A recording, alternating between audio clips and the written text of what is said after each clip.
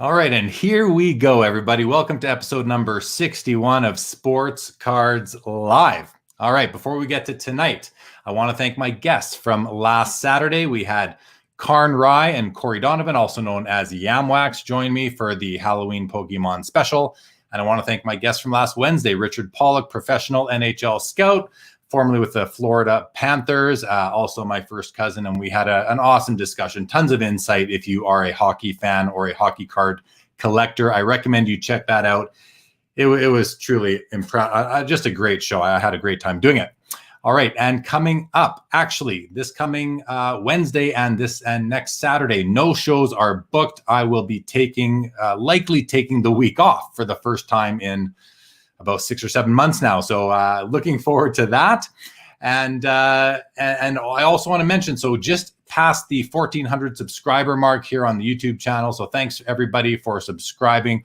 Really appreciate that. I actually downloaded a video or uploaded a video to the YouTube channel earlier today. The first time I've ever uploaded a non-live video, and it's only 8 minutes long, which is by far a record for me for how short a video can be, where I showed off and I broke live, or not live, but I was breaking my my Beckett Industry Summit swag box, and got some pretty cool stuff out of there. So check that video out as well if you have not yet done so. All right, let's see, any other shout outs I want to give right now? I mean, oh yeah, I want to mention I was a co-host on Hobby Hotline this morning. That was a lot of fun.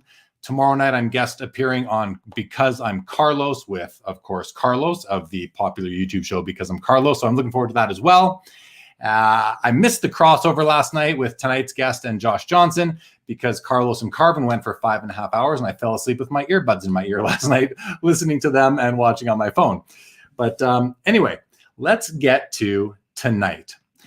I have with me tonight, yet again, Chris McGill. You know him from House of Jordans. You know him as one of the co-creators of Card Ladder, and you know him as the co-star of the Instagram live show, The Crossover.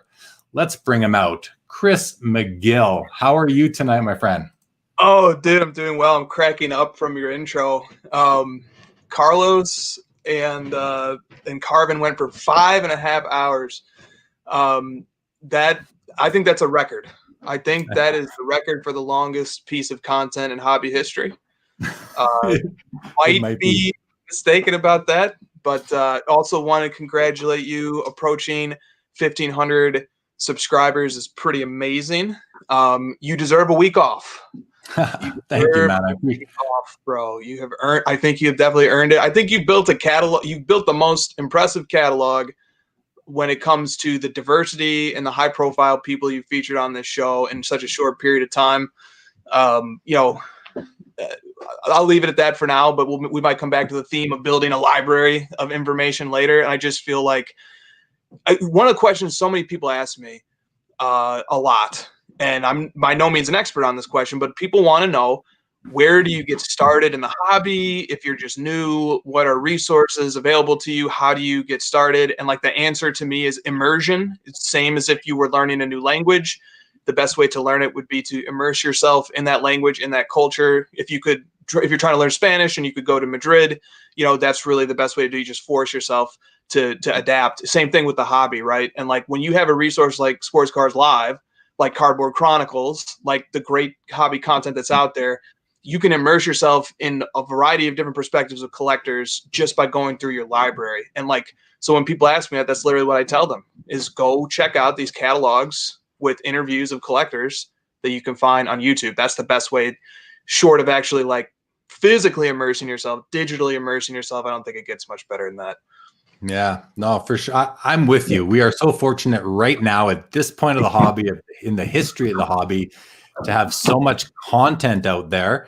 It's really, and it's funny, man, because, your House of Jordans podcast was one of the first things I found when I was looking for content. And it's not because I was first getting into the hobby or because I was looking for information. I was looking for entertainment. I was looking for something to do, and when I'd go for my nightly walks, it was like, it was such a great way to keep me wanting to walk for longer, because your original episodes, just like Rodman says right here, were 4 hours long. And yeah, I loved it. I felt a little competitive with Carlos, because 5.5 hours in Carvin. I mean, like, whoa, that's our territory. When you start going over 3 to 4 hours, like, hold on a minute now. That's how we used to be. It's funny now. Like, I try to take a jog as regularly as I can, and it used to be slim pickings. YouTube used to be Cardboard Chronicles and 90s basketball cards. And when it came to sports card content that covered basketball cards, that was it. That was it. There was some stuff on baseball, nothing else. So, like, we were just hoping and praying that a new episode will come out every week from those guys. Now I have to make tough decisions. Am I going to listen to this? Am I going to listen to this? I have 30 minutes. What am I going to listen to? It's a completely different landscape now.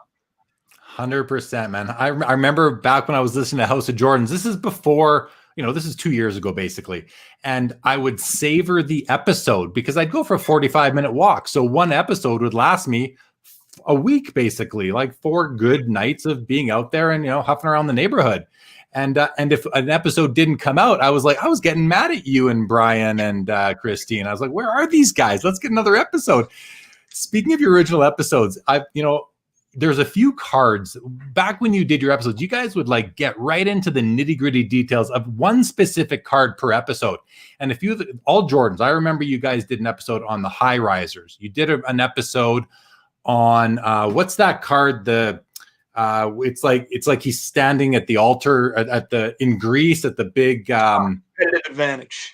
You did an episode on that one. You did a couple others. And now whenever I see those cards on eBay, I think to myself, I should put together a collection of the cards of the Jordans that the House of Jordans talked about in their early episodes, because there's a few of them. And you guys picked some obscure, like high risers. You don't really hear people talking about it. It's not a monster card, but it's really cool. It's a cool card. And I remember, I think Christina said in the episode, and I'm drawing back 2 years, she said, it's so detailed that when you see the high-rise skyscrapers in the background, you can almost see the floors of each. You can see the floors within the building, and that always stuck out to me as something that could be a really cool card to own. So I've thought about putting together the House of Jordan's Jordan collection.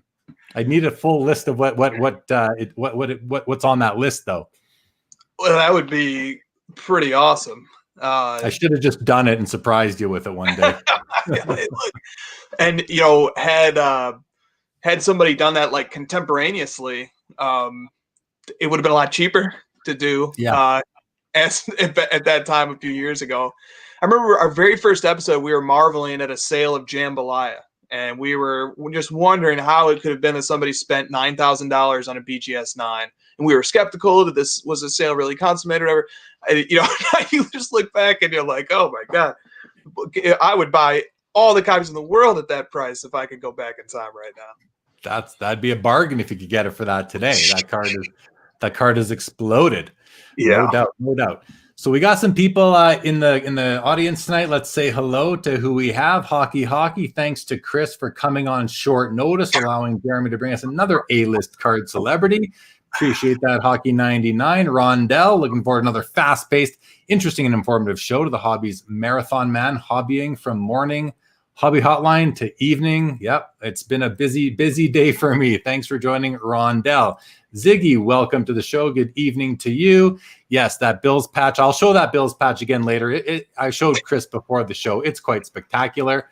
Frankie, that's high praise right there, Frankie. Thank you so much. I'm honored to be in the same group as Chris when you're talking about legends. Joe, looking forward to the show. 2 of my favorites. Thanks, Joe. Always great to have you. Tiger Jordan, great to have you as always. Thanks for joining. Dennis, good to see you. Jake, welcome to the show. Everybody check out Jake's channel, 90s. Oh, check out Jake's 90s B-ball cards channel. Charles Carr. Hey, Charles, haven't seen you for a while. This one's going to be good too. Hobby great. Thanks for joining, Charles. Good to see you. Legion, as always, great to see you. Oh, we got more comments coming in. Ziggy says, I missed the old House of Jordan show with the Brian, Christina, and Chris. Will that come back? I mean, we were talking earlier. Chris says he barely has time to record any of those anymore. So. Yeah, the thing was, man, I used to. It's embarrassing, honestly, but it used to take me 6 to 8 hours to prepare for that show, and I made scripts. I made an outline, a very detailed outline, and then it was 6 to 8 hours like immediate preparation. But like throughout the week, I kept a running notepad file in my phone of ideas of hobby topics. And like it would really, I would have to be like in group chats. These ideas would have to hit me. I'd have to write it down. And then I would like synthesize it all, find data to see if my intuitions were right or wrong. And then the post-production itself too was like a 6 to 8 hour thing as well. And like all of a sudden, so that it's like a day's worth of work. And to give an idea of like how busy it can be in the hobby, as a law student, which is a lot of work to be a law student, I had time to do House of Jordans. As a researcher in the hobby, I don't, which is really sad. But maybe we can bring it back more informally. I think that might be cool, but it just wouldn't be the same. It was just the shows. The thing that made the show pretty good to me was the level of effort that went into front end and back end, and it's just, I don't know, the time just doesn't exist anymore to do it right now. Maybe I need to be more deliberate and make the time to do it. I don't know. You know what, man? There's only so many hours in the day. The demand on your time has been refocused elsewhere. You have other things going on, and let's face it. Back then, your podcast was necessary. It was required because there wasn't much else out there to listen to. But now there's many other options. So it's almost like, not to say I wouldn't welcome it back, but, it served its purpose. It helped launch you to what you're doing now. And come bring it back maybe once every so often just for posterity's sake. But reunion. Things are busy. Great point, Jeremy. There is a lot of great content out there right now. The void no longer exists. And in their podcast, YouTube, there's a lot of great stuff out there. I think the hobby content landscape will do okay with just the intermittent House of Jordans episode from here on out. And not to mention, you still do the crossover every Friday night. It's a different show. It's, Christina's usually on the couch beside you. You hear her, but you don't see her. She's there. She's there. But it's okay, man. It's good the way it is. Christina says, and I don't know what that Doric columns. I don't know what that is. That's the name of the competitive advantage episode. Episode there you go. It was because she went to great lengths to describe the two Doric columns that are featured on that card. Got it. The other thing about House of Jordans, you mentioned that Carlos beat your record last night, or became long like that. But the difference is, Carlos and Carvin last night, they weren't scripted, they weren't planned. Carlos does his episodes very.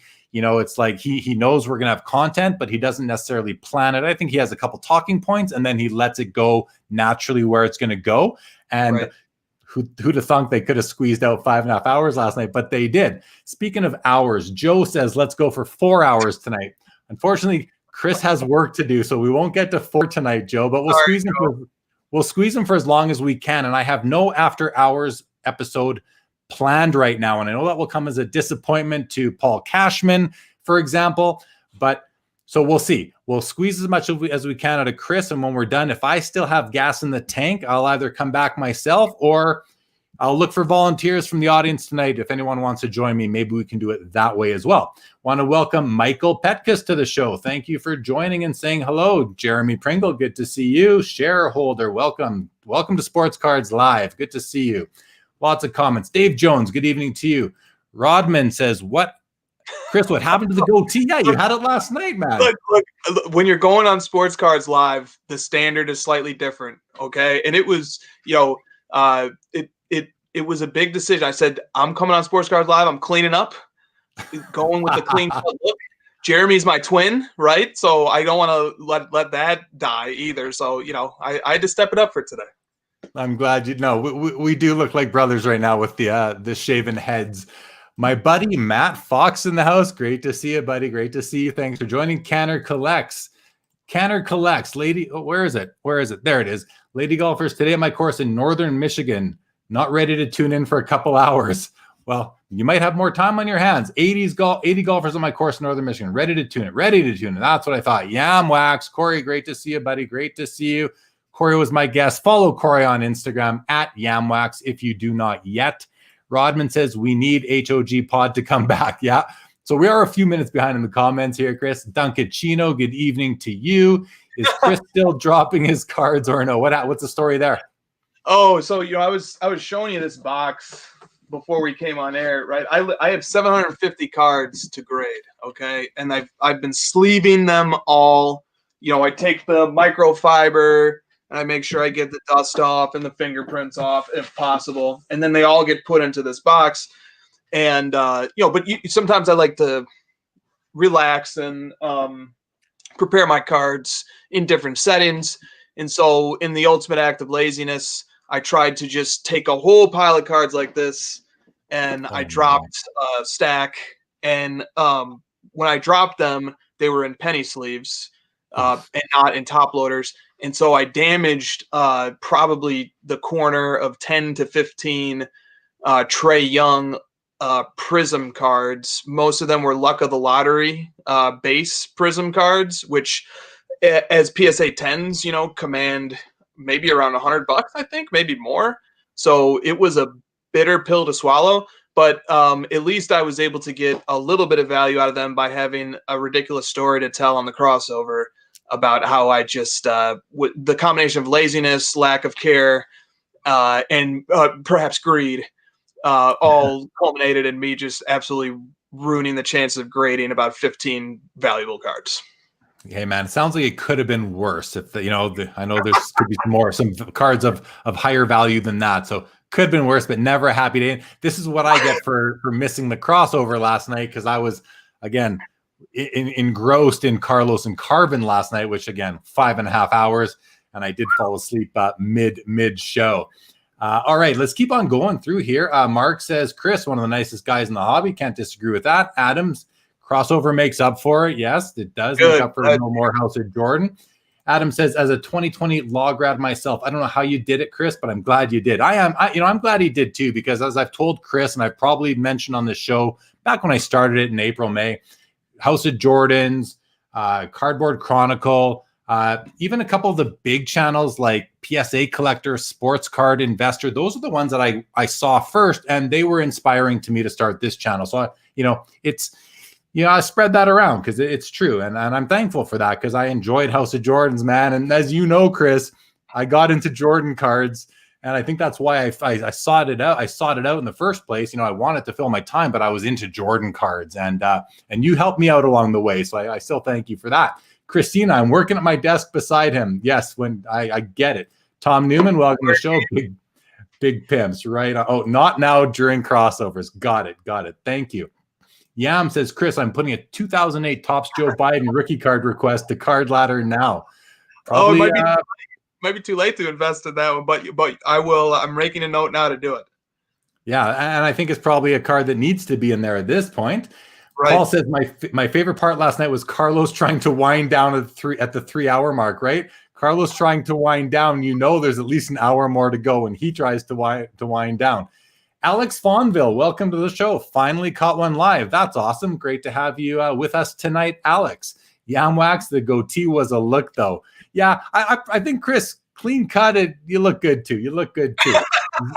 Ziggy wants to remind everybody, 58 watching. Tip the host with a thumbs up for the algorithm thingy. Thank you, Ziggy. Much appreciated. Alex says, Chris, thoughts on how the LeBron, Wade, Melo trio card plays out long-term? Why don't you take that one? Yeah, definitely not qualified to opine on that topic, but I can color the discussion with a little bit of insight. I know that Adam Lefkoe really likes that card, and he made one of the great pieces of Instagram hobby content about that card. And I think if you go to his Lefkoe's Cards Instagram page, you can see the video he made. He thinks that card has a lot going for it.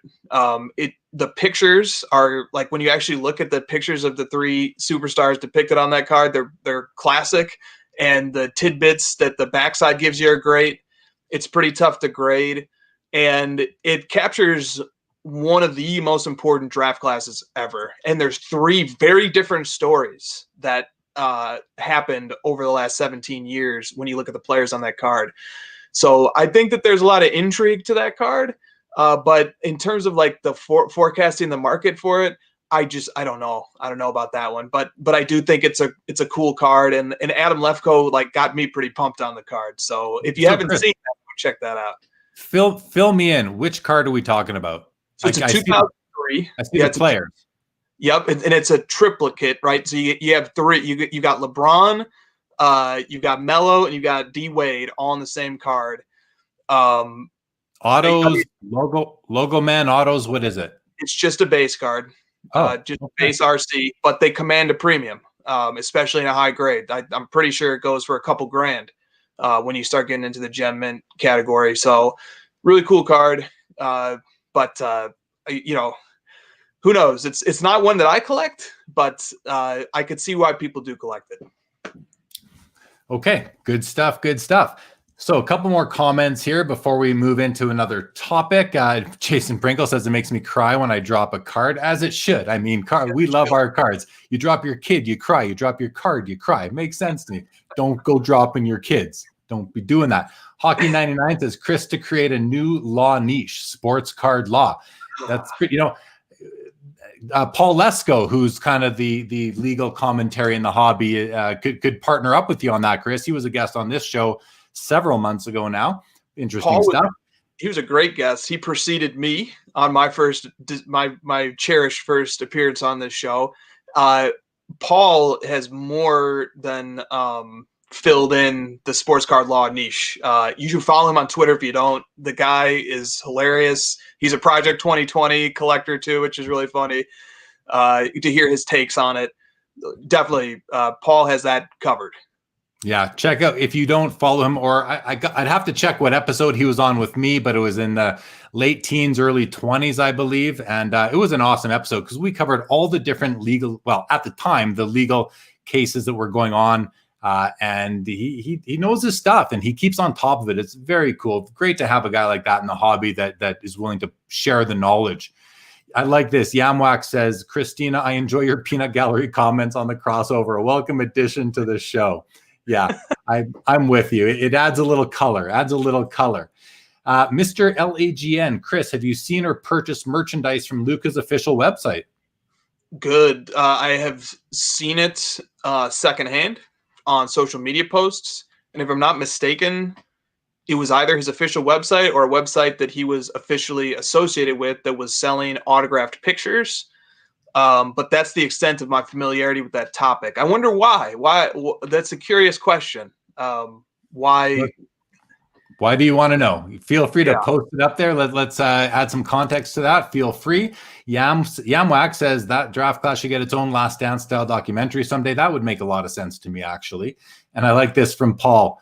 You can tell your kids to walk it off. Your cards, not so much. Well put. Wow. Yeah. Well, he's right, though. He's right, Your kids will heal. Your cards will be forever damaged and the grade will be downgraded. So, hopefully your kid will heal. Okay, enough of that. Let's move into another topic, Chris. So, this was sort of I'll say this was somewhat of an unplanned episode, but having experience with Chris, I've been on his, what were you calling the one where you're doing your interviews again? Conversations with Chris. You were one of the first. I believe I was episode number 5 on Conversations with Chris. You've been on this show at least once, maybe twice. I'm not even sure. Maybe just the one time so far. Episode 24. I missed giving you episode 23 by 1, which would have been very appropriate for a Jordan collector. So we were chatting. We have a few things we want to talk about. So Chris, I think let's start with the basketball and soccer quick boom and bust discussion that you raised earlier. I mean, you obviously have your eyes on card values probably more than anybody does right now. And you don't only have your eyes on card values, you have your eyes on sales, completed and verified sales on eBay.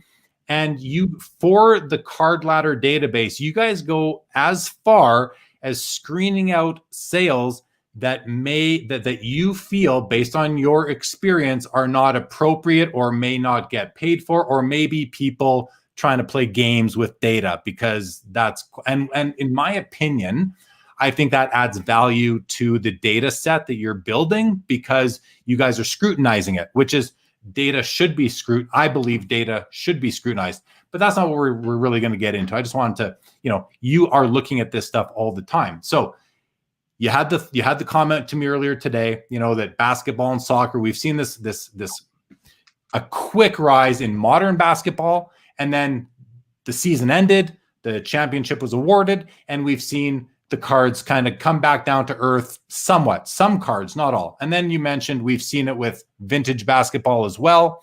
And, what's next? Is it football or what? In any event, I want you to just sort of share your thoughts. What have you seen? And, what do you feel? Because I know how I see the card cycles going. I've been watching it for decades. So I have an idea of when cards are going to go up and down, generally speaking, in relation to the season. When does the season start? When does the rush for the playoffs start? And when the playoffs end, what happens at all those various points? I've shared these thoughts of mine with you over the past few months. What have you seen? Take us through your thoughts. Lots of things to think about there. So if Lameme James has a great meme on this topic, and the meme shows the Grim Reaper, and the Grim Reaper has walked into a room that was the basketball base prism PSA 10 market, and there's just blood everywhere in the room. And then the next room is the soccer market, and the Grim Reaper has already visited that room, and there's blood everywhere in that room. And then the third room, I think it was maybe vintage basketball or something. One of the other cards that experienced a parabolic increase and then drop off. And then there's blood all over the place in that room. And then the Grim Reaper, like the next door that he's knocking on, no offense to the great collectors of this stuff, is Pokemon. And so the thinking here is that, and it's exaggerated, right? But the meme sums it up. We have had these moments of booms and busts that have happened in 2020, and it just hopped from one segment of the hobby to the next. And it's and you can see it happen in content creators too, because content creators are almost always ahead of that curve, or they're right on top of it as it's happening. So that's why it's important to stay up to date with content creators. So we've seen it happen, but the conversation gets distorted, because while we have seen in some instances cards 5x in a month and then wipe out much of those gains in the next month, if you take a longer term view, you could pretty much just put your thumb over that part of the graph, and you still will see a pretty linear slope. If you just kind of squint really hard and don't look at that little blip where everything just 5x and then came back down really quickly. And that holds true for, let's use the Prism base market as an example. So while that market went absolutely crazy in August, and then it retreated, like the Luka Prism base PSA 10, we can take that card as an example. It was a leap of faith to believe that card could ever eclipse $1,000. People were looking at the pop reports. People were looking at sort of the state of the economy, and they were thinking to themselves, this is a card that maybe one day maybe could reach $1,000 if a lot of stuff breaks Luka's way. Well, in early August, Luka plays the Bucks. They beat the Bucks in one of their last regular season bubble games. He has a phenomenal game, and before you know it, that card hits $2,000. And so at that point in time, all bets are off as to what the ceiling could be on that card. And since then, the card has retreated to right now it's between $1,300 and $1,400. And so, one perspective on that is, oh my God, the card has absolutely plummeted. It was worth $2,000. Now it's $1,300 to $1,400. I've had some people point out to me, if that type of correction happened in the stock market, it wouldn't be called a correction. It would be called an absolute crash, and shareholder lawsuits would be soon to follow. But we aren't in the stock market. And the other thing to keep, the point that I want to make is that the other perspective is, yeah, but guess what? If you zoom out and you look 6 months ago, it was hard to believe that this card would ever be worth $1,000. And now it's regularly trading for $1,300 to $1,400. So the time horizon really, really matters when we look at this stuff. I remember when the Luka Prism Base PSA 10 was $75 going into the 2019 season, right? And I only kept my one relic of when I probably had like 10 of those. I kept one. I gave one to because I was an intern or a summer associate at a law firm last summer or 2 summers ago now, and an office mate. I had an office mate, and he had to put up with me for 2 months. So as a gift to him, I gave him a Luka Prism Base BGS 9.5, which was worth $50 at the time, or $40. And then this past summer in August, when I saw the card go over $1,000, I sent him a screenshot of it. And he was like, wow, this is really cool. He goes, I'm never going to sell this. He's like, this is a really cool investment.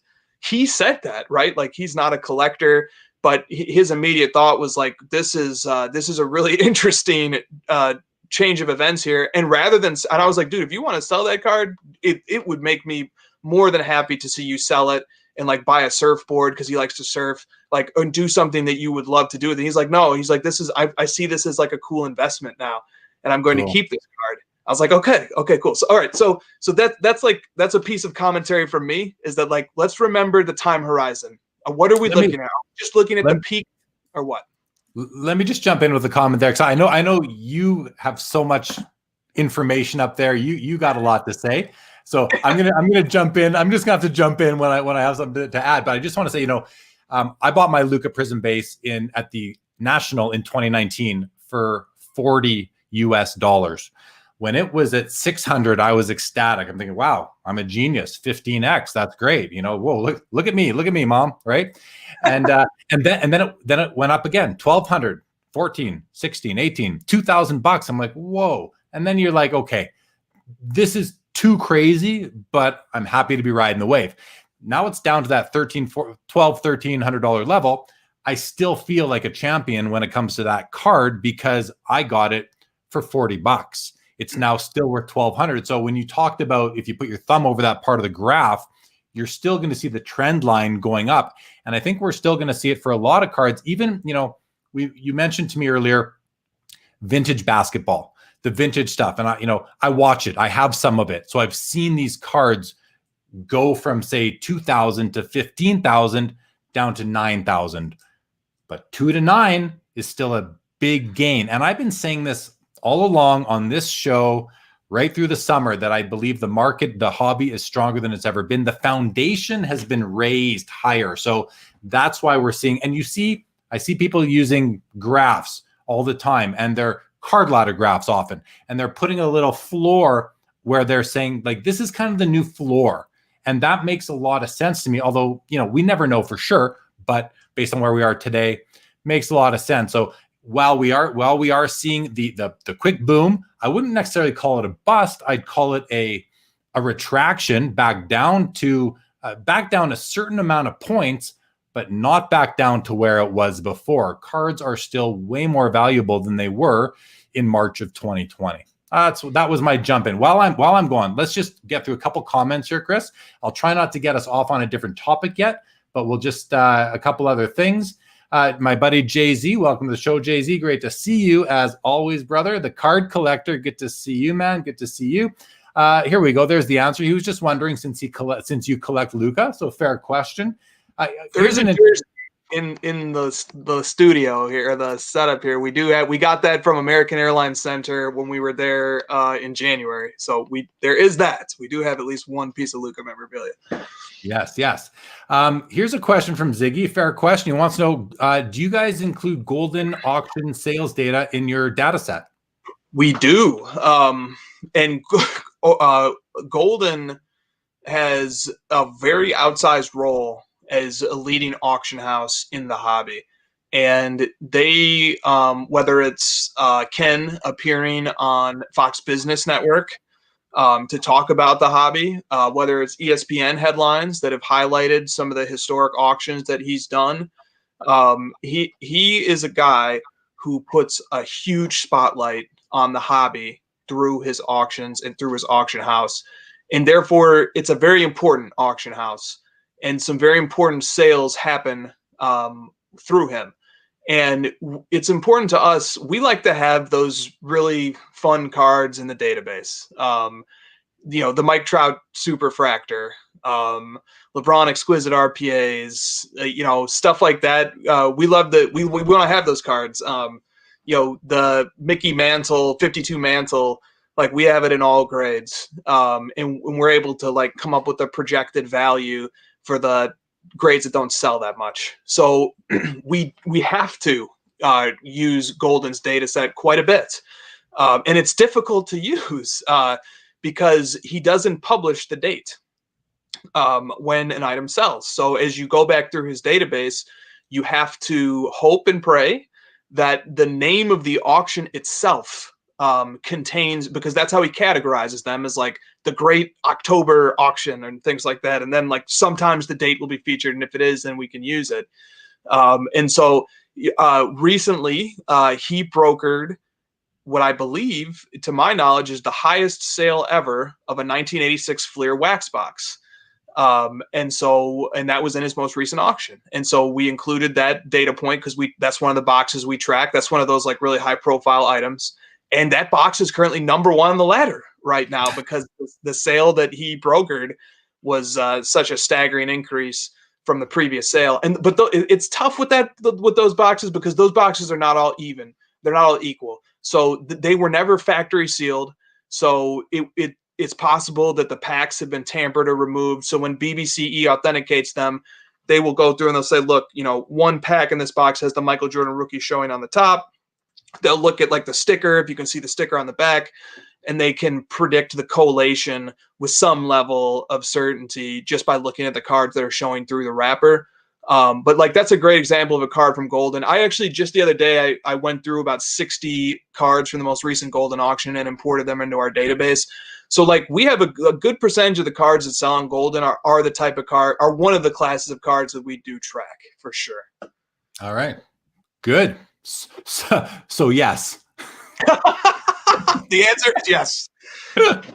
Awesome. Mr. LAGN says, when sending in cards for grading, do you guys use any magnification equipment to find it? Yes, I take to every card show with me my trusty loop and a flashlight. And the flashlight allows you to see creases and wrinkles and bends in cards. And I'll show you guys a trick. When you're looking at a card with a flashlight, you don't necessarily want to do this straight on. You want to come at it from the top like this so that you can cast a shadow. You're looking for shadows. So hold it like this, right down that way, and look for the shadows. And if you see one, that's likely. And that's why one of my biggest pet peeves in the hobby, Chris, is when someone puts a picture up on Facebook and says, what do you think this will grade? Or why did this only get a 4? Or, oh my God, PSA or Beckett ripped me off on my grade. It's like, guys, you don't know how to look at cards, unfortunately. And I'm not trying to be critical. I'm just saying there's it's tough to see things with the naked eye, especially if you're looking at them on your monitor. But let's keep on going. But yes, magnification, a flashlight, really critical, because when you're at a card show or in an LCS, it's tough. Or in your own house, it's tough to use your simple room light to pick up all the imperfections that could be in a card. So definitely use those tools. Okay, next question. I want a quick answer on this from you, Chris, a real quick one. Says, I'm seeing a lot of 2021 products selling for a lot less than last year's product. Do you think the basketball market will go down because of the new rookie class coming on the 18th? Yes. Good. There you go. Let's keep it quick. Mark Demare says, Card Ladder is the Kelly Blue Book of cards. Spend the money; it's worth it. There you go. And I'm a user as well, and I would endorse it as well myself. Ziggy jumps and says, yes, examine with light. A no-brainer, really. Hockey. I like this. My girlfriend laughs at me when she sees me putting a card under light with a magnifying glass, and then Ziggy says, well, show her the price difference between a 9 and a 10. I like it. Joe says, I've been using my not selling muscle more and more recently. Yeah, Selling, I find once you start it, it's almost addictive in a way, but I don't like starting to sell. I like to buy. But if I buy cards for the intention of, to fund my personal collection, it's much easier. Chris, are you seeing volume down or up over the year? Overall sales. What do you say to that, Chris? So there's two ways to talk about this. There's volume, and then there's absolute dollars spent.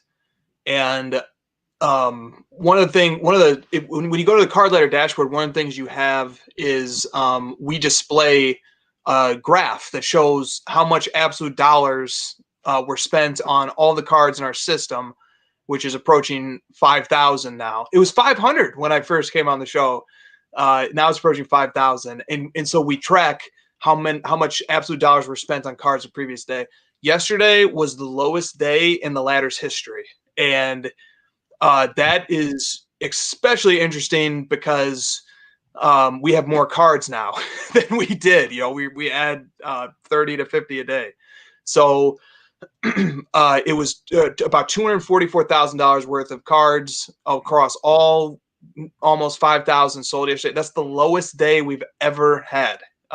Very, very low relative to, I think the average is about 500,000. But so this election has been keeping people's attention for 3 or 4 days now. Do you think that had anything to do with it? Yeah, I do. I think sports cards are one of life's great distractions. Yes. But you only have intellectual space, hours in a day. You only have so much you can allocate to your distractions. And I think politics has been a very captivating distraction for the last week. I think that does play a role. And however, we have a very unprecedented moment in sports right now. We've never had a November where, NFL has been the only sport to carry the entertainment, the sports entertainment world. And it's going to be that way, it looks like, until late December. That's a very weird place to be. Usually basketball is starting to get really interesting. There's lots of different avenues of sports that traditionally are captivating us right now, and the NFL has to carry that whole load, and very few people can go and spectate those games in person. So when the NFL is the only thing that's like trying to keep sports viewership alive among the big four sports, it's tough. I think there's not a big energy for just sports right now as we sort of patiently wait for basketball to come back. And it's just weird. It'll probably never happen again. It's just a very weird moment. And it's the polar opposite of you look at 2 months ago when you had the World Series, the NBA Finals, and the NFL and hockey playoffs coming at you every day of the week for weeks there. And that was like the total opposite. Then sports enthusiasm was just unbelievable. Like you had great sports content every day. So like, I think that's a thing too, is like, we just don't have sports right now. And I think there's some loose correlation with sports cards and enthusiasm for sports. So when I think we do get the NBA back and some of the other leagues resume, I think that's going to play some causal role in increasing the amount of money being spent on sports cards also. Yeah, we were spoiled there for a while for sure. And I'll add that usually at this time, the NHL is in full swing and we're getting a ton of awesome hockey entertainment. We're going to talk a bit more about hockey cards later, which I know is something you want to chat about, which is of a great pleasure for me to get to entertain. So we'll get to that in a few minutes here, I'm sure. I want to say hi to Colin Murray. Welcome to the show, Colin. Colin was my guest on a previous After Hours episode. Jay, welcome to the show. Talking about Golden Auctions, the most expensive soccer card, the 58 Pele rookie, and I won't even say it, PSA 9, sold by them last week for $295,000. Yeah, that's a lot of money for a soccer card, but hey, I shouldn't say for a soccer card, that's a lot of money for a sports card. But hey, well deserved. I mean, it's Pele. Everyone's heard of Pele, so makes sense to me. Yeah, Tom, that's crazy, but it's kind of falls in line. I would think for sure. S. Fleming, big use of card ladder. Please keep adding soccer. There you go. Ziggy, great info. Chris and Jeremy, thank you for the answers. You are welcome. Ziggy, Dustin in the house. Check out the personal finance dad on YouTube. And also, I forgot to mention, check out Ziggy Knows Sports Cards Daily on YouTube as well. Dustin, welcome, buddy. Welcome. Dustin's been on my show. I've been on Dustin's show. It's fun talking to fellow content creators because I think we have two big things in common, the hobby and creating content. And it goes a long way between us. So That's great. Shareholder asks a question here, which I think we could have a whole episode on. What other Michael Jordan 90s inserts do you think that's still considered undervalued and have a potential to explode anytime soon? Chris, come up with one or two if something pops in your mind. And before you do, I will say I'm going to take a shot at it, and I'm going to say the ones that I mentioned earlier in the episode that were featured on the early House of Jordans episodes, the high risers, the competitive advantage, and there's one more that's escaping my mind right now that was in that kind of lower tier, where you can pick up a PSA 9 for like under $200 kind of thing. And it's just not jumping out at me. Chris, what do you think? That may have been Records Collection. I've sung the praises of that card for years and years. I just think it's a really cool card. While you were talking there, here I scrambled to pick up a few that are in my PC because what better card to promote than one that I already own? Yeah. So let's go with this one. This is Fleer Zone. Michael Jordan Fleer Zone, 1997. This is a PSA 9. Tough grade. Tough card to grade. Is that a hoop? Sorry, is that Fleer? Did you say? Fleer. This is Fleer. Okay. I see its logo there. Okay. It has a hoops. It has a very hoops feel to it. Yeah. But if I can zoom in enough, you can see the Fleer 97, 98 there. Great year of basketball cards in general is Fleer. I picked this card up from the great Burbank Sports Cards in Los Angeles. If I ever walk into a card shop and there's a high grade Michael Jordan insert, I'm buying it. It's so rare. It never happens. So if it's in there, it's not sitting for long. I believe that card cost me a couple $100 or maybe $200 or $300. It's tough because they don't surface that much in a good grade, but that's a really, really cool card. Very nice in hand.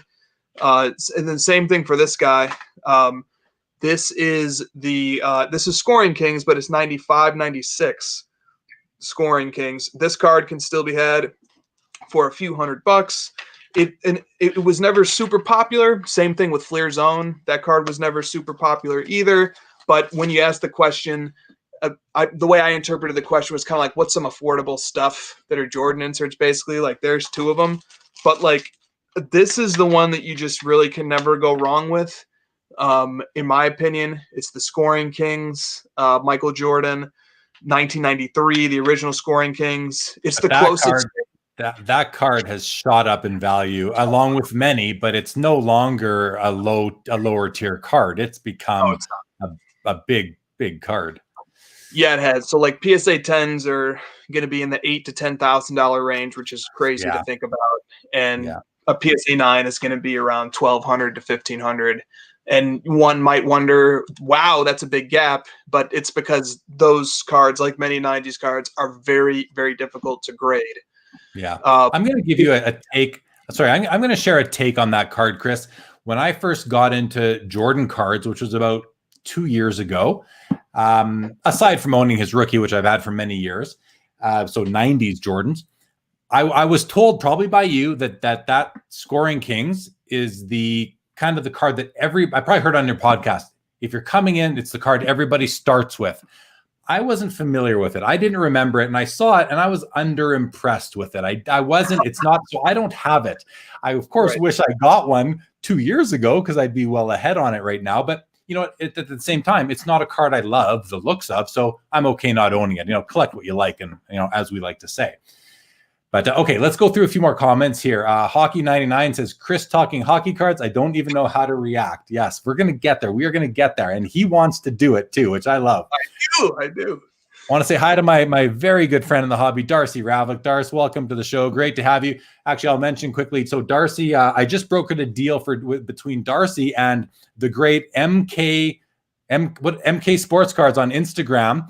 The doc, yes. Yes, we got Mike. We got him a. I better leave it for Michael to show on his Instagram. But it's a StarQuest Gold. I'll tell you that much. So Darcy managed to find it. We got it over to good old MK Sports Cards. What do we have here? Rodman says, with NBA coming back in December, can we experience a first December without a dip? I mean, I think we're going to experience the opposite now that it's announced that the season's going to start again. That's what the basketball hobby needs, because now The excitement is reborn. Every player is in play again. Every player is in play. And that's, you only get that really once a year, and that's leading into a season. So now's, if you're astute, if you're savvy, you're gonna know how to work with that. Rodman says 1998 Topps Legacies is a beautiful cheap card. So there's another one. And Jake, who of course is the go-to expert in 90s basketball cards, says 93 94 Ultra Scoring Kings is a must-own, in my opinion, for an MJ or 90s basketball card collector. And again, I'm going to be the exception to that rule. But I came in late to the 90s basketball collecting. So Christopher Noel, welcome to the show. Yo, what's up? Christina Ladder. I like that. Christina Ladder. Very well. Very well. Topps Legacy is not cheap anymore. PSA 10. 2K plus. Okay, and for the first time, we are at the bottom of the comments. So thank you, everybody, for your comments. As you know, if you're a regular watcher of this show, it would be nothing without the comments from all of you. So thank you for that. I'll take this time, a second here, just to ask everybody, and welcome you all if it's your first time at Sports Cards Live. Thanks to Chris for bringing more viewers to the channel. I always appreciate that from all of my guests. If you are not yet a subscriber of this channel, I ask you to please subscribe, hit the thumbs up, the bell. I think there's a bell, ring the bell, whatever it is. I'd greatly appreciate it. Trying to build the channel and, kind of share the library of historical episodes I have with the greater hobby. This is episode 61. Aside from episode number 1, I've had a guest on pretty much all of them, I believe. Some we've had multiple guests, and Chris will attest to it. So please do subscribe and come back next time. And I will also say the episodes are long, and I know there's a lot of competition out there for content, but the nice thing is that YouTube will remember where you left off. And I also take the audio from each episode and turn it into podcast format. So if you're not a YouTuber and you want to listen you can find the show on all the podcast formats as well. Chris, you're taking notes. I know you got stuff to say. We have a few more comments in, but why don't you jump in with what's biting on your tongue there? Yeah, a very interesting post was put on Instagram today. I don't remember what question provoked me to write this down, but I did. It's by an account called Chasing Exquisite 03, I think. I shared it to my story on Instagram as well. You can see it there.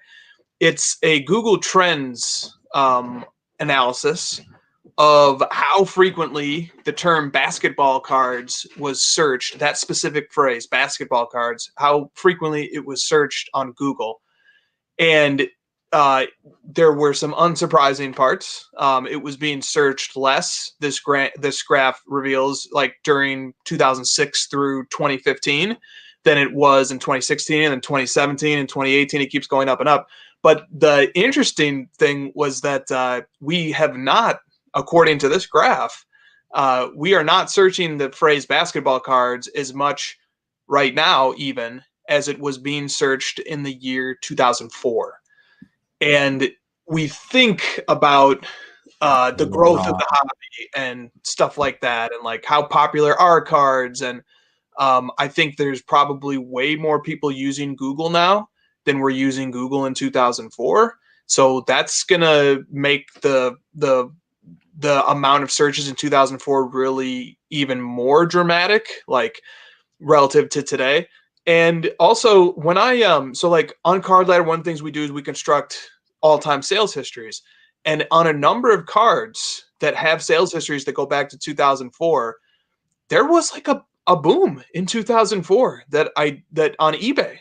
Lots of cards, and not like LeBron or anything like that, but like Albert Pujols cards were selling well in 2004.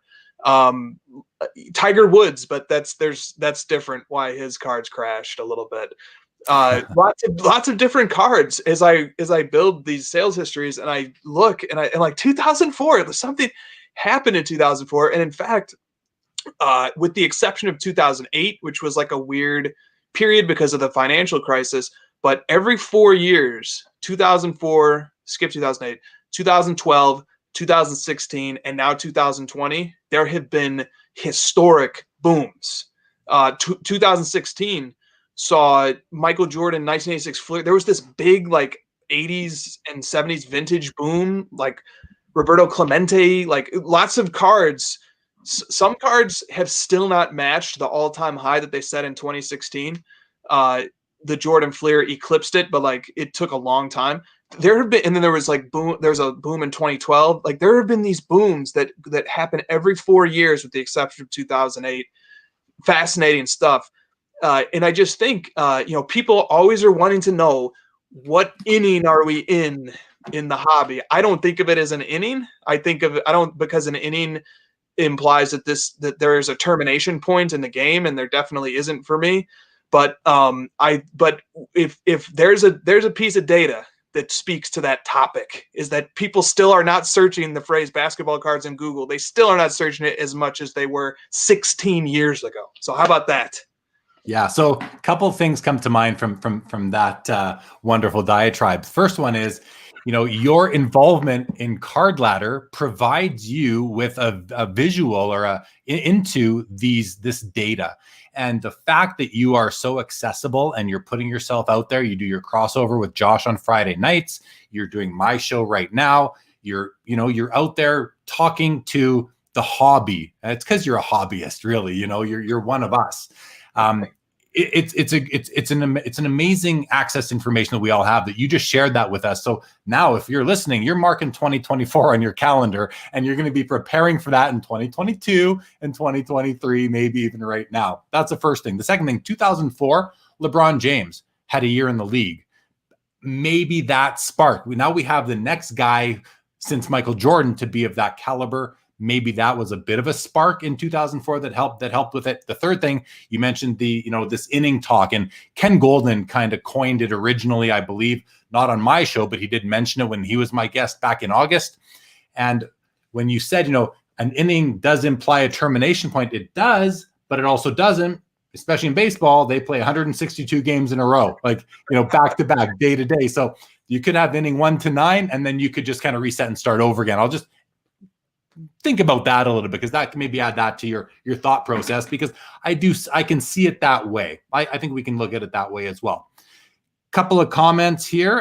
Jay wants to know, any F1 racing cards on Card Ladder? So no, but we may have an F1 racing box. Christina is our researcher of boxes. She loves to add boxes. She may have added one, but if you have a recommendation, feel free to DM it to me or get it to me somewhere or another. I'd be happy to get some F1 cards in there. I think that'd be awesome. And if you don't yet follow Chris on Instagram, I just threw up on the ticker below his Instagram handle at Chris_HOJ. Be sure to check out Card Ladder at cardladder.com.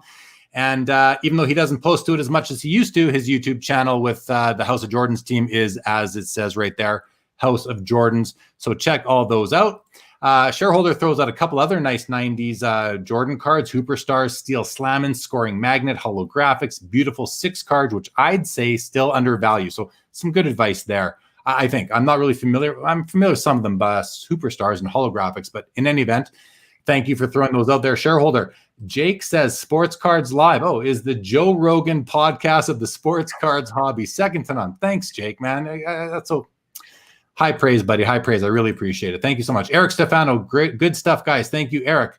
Sean Robb, welcome to the show. Do you find the slowdown in secondary NBA market is more dramatic for high-priced or low-priced cards? For example, $300 cards versus $2 cards. Now, I don't know that Chris is tracking $2 cards, but you're certainly tracking $300 cards and $2,000 cards. Maybe, can you speak to that for a couple seconds?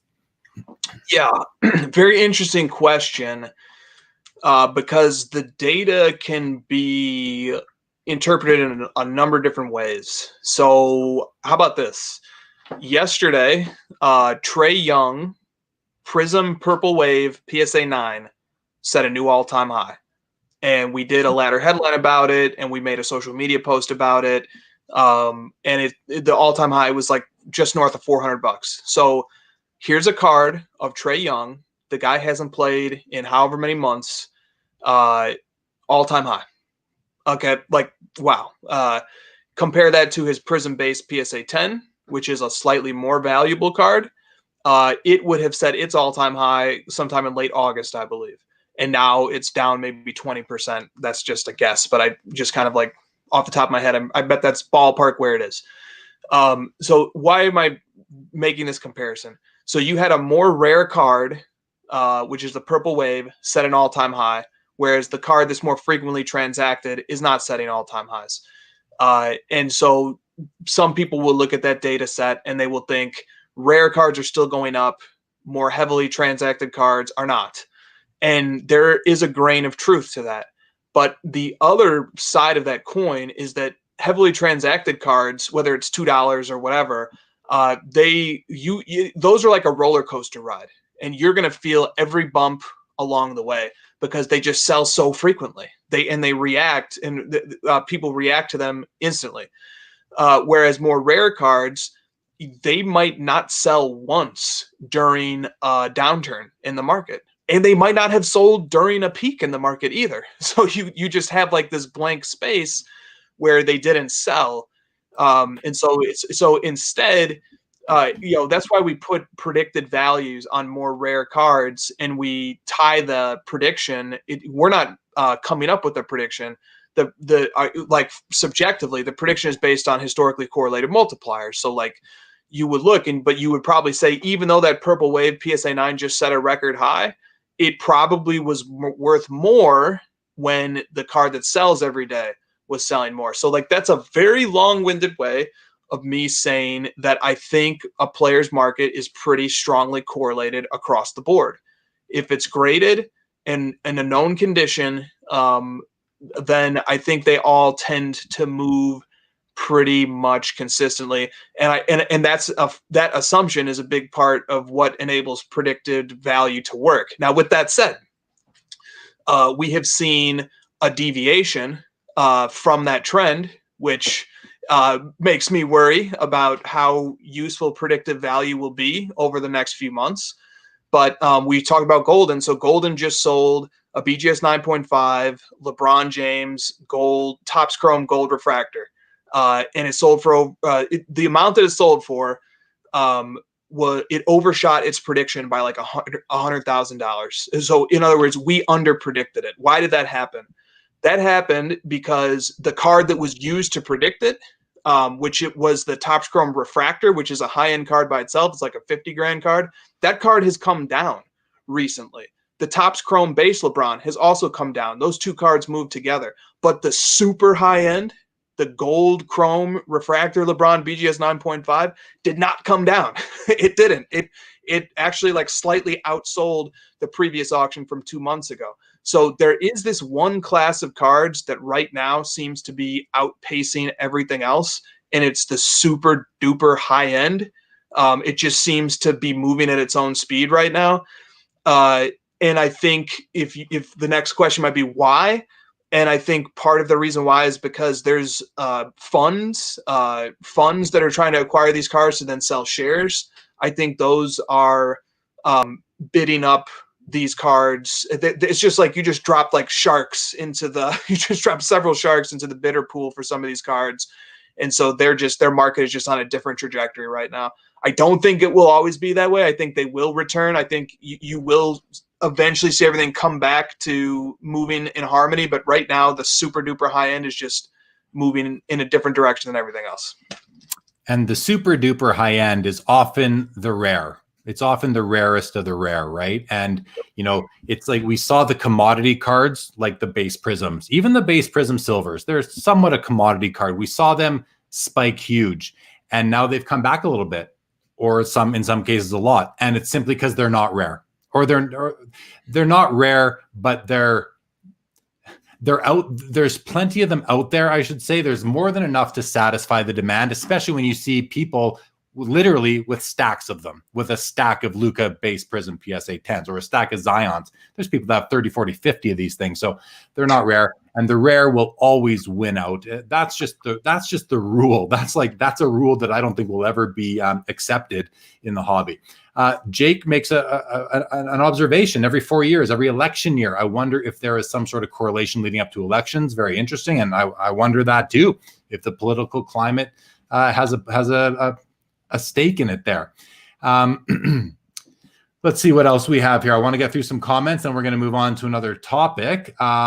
So here's a question from a Card Ladder subscriber, Mr. LAGN. One question, under submissions, how many upvotes does a card need to be placed on the ladder, or explain the process of how cards are selected to go on the ladder? Take that, Chris, but try to make it quick because we're going to run out of time here, dude. We are. Terrific question. One of my favorite features of Card Ladder is the fact that there is a submissions portal that anybody can access at any time that helps us determine what cards get added. If a card gets 20 or more upvotes, then it's like, okay, we're late. We definitely need to add this card. But otherwise, as cards get upvoted, they just, as our researchers have the opportunity to go through the submissions list, we just add them, and we just add them from the top down. So, it was maybe 3 or 4 days ago, I was plowing through submissions. I added like the top 12 cards from the submissions list, I think. Other days, I might only have a chance to get to 3 or 4. Because the submissions list is not the only source that we look to for cards to be added. It's the most important source, but sometimes there's an important card that we think should be on everybody's radar, or that just is newsworthy in the hobby, or we just need it for whatever reason, and then we add those cards too. But the submissions list, like, that is the way to go. And surprisingly, not that many people avail themselves of it. So relative to the number of people who are using the site, you only need to get together 20 of you guys to put a card to the top of that list. And I know of several Facebook groups that do that, and more power to them. That's completely, that's how our democracy works. So, right. That's how it works. It's kind of cool that there's Facebook groups that are actually doing this and working together. I think that's a good sign for Card Ladder. Amish Dave Archer, welcome to the show, my man. Check out his channel by the same name. Carlos, welcome to the show. Good evening to you. And everybody, of course, check out Carlos's channel. Chris has been a guest on it. He had Carvin, formerly of Upper Deck, and Panini, currently of GTS Distribution, on his channel. Put me to sleep last night, probably at the 4-hour mark of a 5.5-hour episode. Didn't put me to sleep. I was tired. I fell asleep with them, with the earpods in my ear. Check that out. And I'm also going to take this chance just to say, guys, November 21st and 22nd is the virtual Sport Card Expo. It's a partnership between the Toronto Expo and the Chicago Spectacular, formerly the Chicago Sun-Times Show. It would be great to see all of you guys there. I'm going to throw up right now on a banner. There's the website, Sport Card Expo. Check it out. I believe admission is free. I will be set up at this show. Lots of hobby players are going to be there. Lots of collectors. The last one was in June. I was set up as a vendor. Had a great time. I want to encourage everybody to come to this thing. Virtual shows, whether we get physical ones back in the near future or not, virtual shows are here to stay. I do believe it. So get in early, understand how the platform works, give it a shot, and I think you'll be surprised. It was an awesome show last time. I'm expecting great things this time. It's basically a whole bunch of people streaming for 2 straight days and showing cards, and it works. I can tell you it works. I had a very successful show back in June at the virtual expo. Wanted to throw that out there. I like this. Hockey Hawk says Carlos and Chris should have a 10-hour episode. Chris doesn't have 10 hours to spare, but boy, that would be epic. It could happen. That would be epic for sure. Joe says waking up to scarcity is a natural evolution for collectors coming into the hobby. Yes, I that's a great point, Joe. It really is. And especially if you came into the hobby in the summer, you weren't necessarily clued into that fact because commodity cards were spiking, and some of them deservedly so. Some of them, are cards that it's like everybody should have. I'm a hockey guy first and foremost, as many of you know, and I believe every hockey collector should have a Wayne Gretzky rookie card in their collection. It is not a rare card, but it is super important, and I think everyone should have one. Same with the Sidney Crosby Young Guns, and if you want to go across the other sports, I think everybody, I don't mean everybody because these cards are expensive now, but like a LeBron James Topps Chrome rookie, for example, or his regular Topps rookie. These are cards that if you're a collector and you collect the sport and you're not just collecting a single team or a single player, and if you are, that's fine. Your approach is your approach. But some cards I think are necessary in collections where you are not honing in on a specific player or team. If you want to have the sport covered, you want to document its history, some are necessary. Just my thoughts. Sorry, a little bit of a rant there. Chris wants to know from you, Chris, is Card Ladder hiring?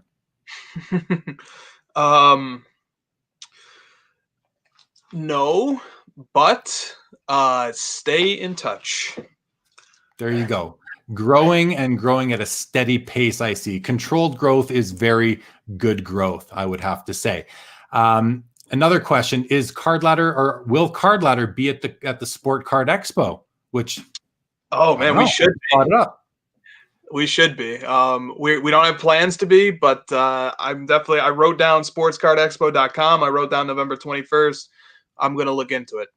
It is. I'll just tell you one more time. It's Sport Card Expo. No S's in it. Sportcardexpo.com.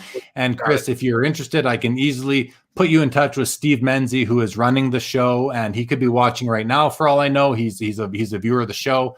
Has been on with me before, and a great guy, and puts on a great event. So it'd be great.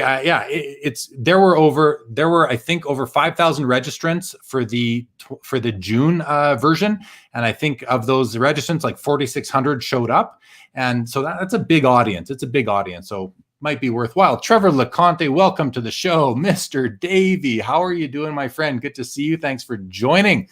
I had the pleasure of having supper with Dave at the last National in 2019, one of the evenings. Steve Elmore, welcome to you as always.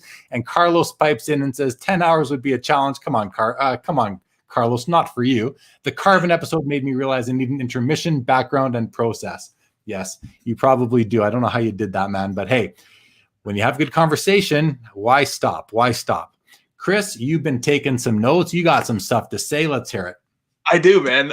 So Joe, who's a great. I love Joe. Makes great comments, and the one that you highlighted, scarcity is a natural evolution in the hobby, is a very insightful one. If we're trying to think about what direction will markets move in, and what cards are going to become desired over the longer term.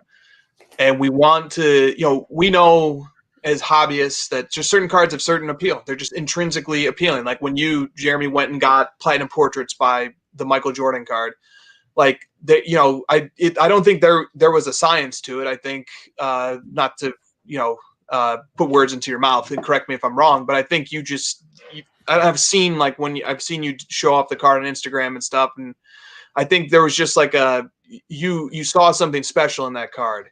It was like as a longtime collector, someone who's been in this thing with much deeper roots than me, and with such a rich history, you have the taste and the ability to identify great cards, and you identified that one. But if we want to take a slightly different approach and say, is there a science to this? Can we anticipate what cards might become popular? Well, we saw a lot of people come into the hobby this year, a lot. And I can introspect on the topic of evolving in the hobby because I came back in the summer of 2016.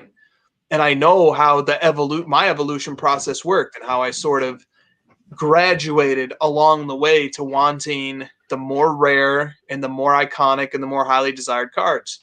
And I think that a lot of people who came back in 2020 maybe weren't quite like me. I came in with Jordans, but a lot of people came in with modern players. But there's a comfort in commodity cards. They sell every day. You can liquidate them very quickly, whether it's the 1986 Fleer Jordan Rookie or the 2018 Luka Prism Base PSA 10. These cards sell. If you are ever desperate to sell it, you can throw it up on eBay for $100 less than comps, and it will sell like that. So there's a comfort in being able to wheel and deal with those cards. Like you said, they were spiking. And it's just not hard to know what those cards are worth. They're just it's easy. But as people get more immersed in the hobby, as they get more experience in the hobby, suddenly as your eBay saved searches list increases, and you start getting more experience, suddenly you don't want a card that you can go on eBay and there's 500 copies of it on eBay. That just stops appealing to you as much.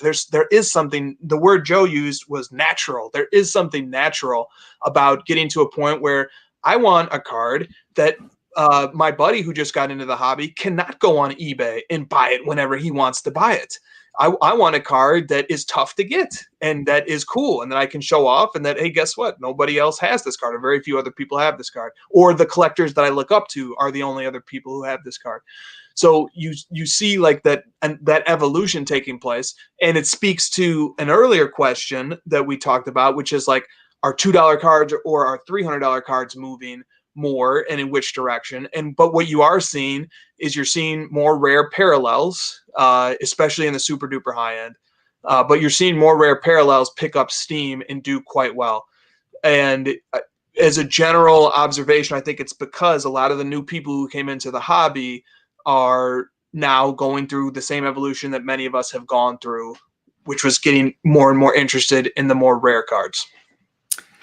100%, man. We come into the hobby and we go to what we see a lot of because it's repetition and it becomes familiar to you, and you aren't as intimidated by it. But once you kind of get past that first phase of being a collector, I think you start to, and you come in maybe as an investor, but you have the collector tendencies. Maybe you do have the gene, and now you start to look for things that are more interesting, rarer, and you do just like Joe said, you end up, it's almost like you acquire a taste for it, and you want to expand your collection, and you want to expand the scope of your collection into cards that are not just those ones that you can find on eBay all the time. It's like our friend in common, Adam says, Adam, the Real 27 guy from the basketball. Let's give a shout out to the Basketball Card Fanatic magazine. If anyone out there is not aware of it, check out Adam's magazine. You can follow him on Instagram at the Real 27 guy.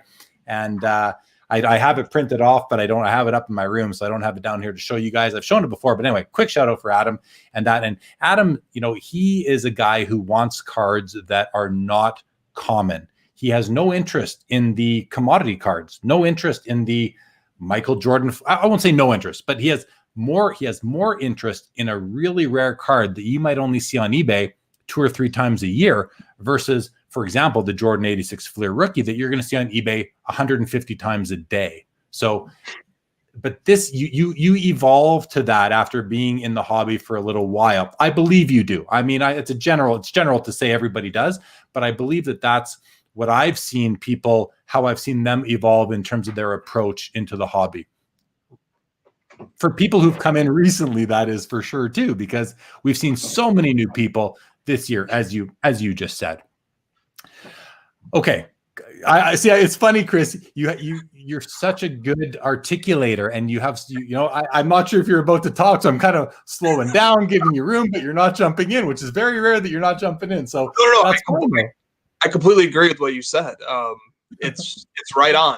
And like one of the takeaways is that when you see an influx of new people into the hobby, which we might not see for a while. There was a comment earlier about the lack of enthusiasm for the forthcoming NBA draft class and how that's going to affect enthusiasm for the hobby. I think the hobby needs a break from hyped prospects. We have 2 very hyped prospects from 2018 draft class and 2019 draft class. We don't need another one. We're fine. So we need this pause, so we might not see a huge influx of people unless there's like some unpredictable, external thing that happens again, like COVID or something. Oh, and by the way, so I can just put my mark in the history books here. Everybody rightly attributes COVID with helping a lot of people come back to the hobby, and it's true. But you know what else was happening right at that same time that was like the very first boom, the boom that even preceded the Prism Base PSA 10 boom? It was Michael Jordan, and it was the Last Dance documentary. And when I see articles being written by mainstream sources, they're not acknowledging that part of the story, which was how important the Last Dance was and the phenomenal, unprecedented things that happened in the Michael Jordan sports card market during that window of time. And but COVID also had its own enormous impact too. And like one of the things I think about is like during the Last Dance, the Michael Jordan rookie 86 Fleer PSA 10, like almost got to $100,000. That was crazy. It sold 12 times or 11 times in May. That like is 4 times how frequently it usually sells. I thought for sure the Michael Jordan market wouldn't get back to those peaks for several years. I sat on the sidelines waiting for prices to come back down on a couple of cards that I wanted. it didn't. There was a small blip, and in June and July, things were calm. The Fleer came back down to like 65K for like the PSA 10. Okay, now it is sold twice for over $120,000.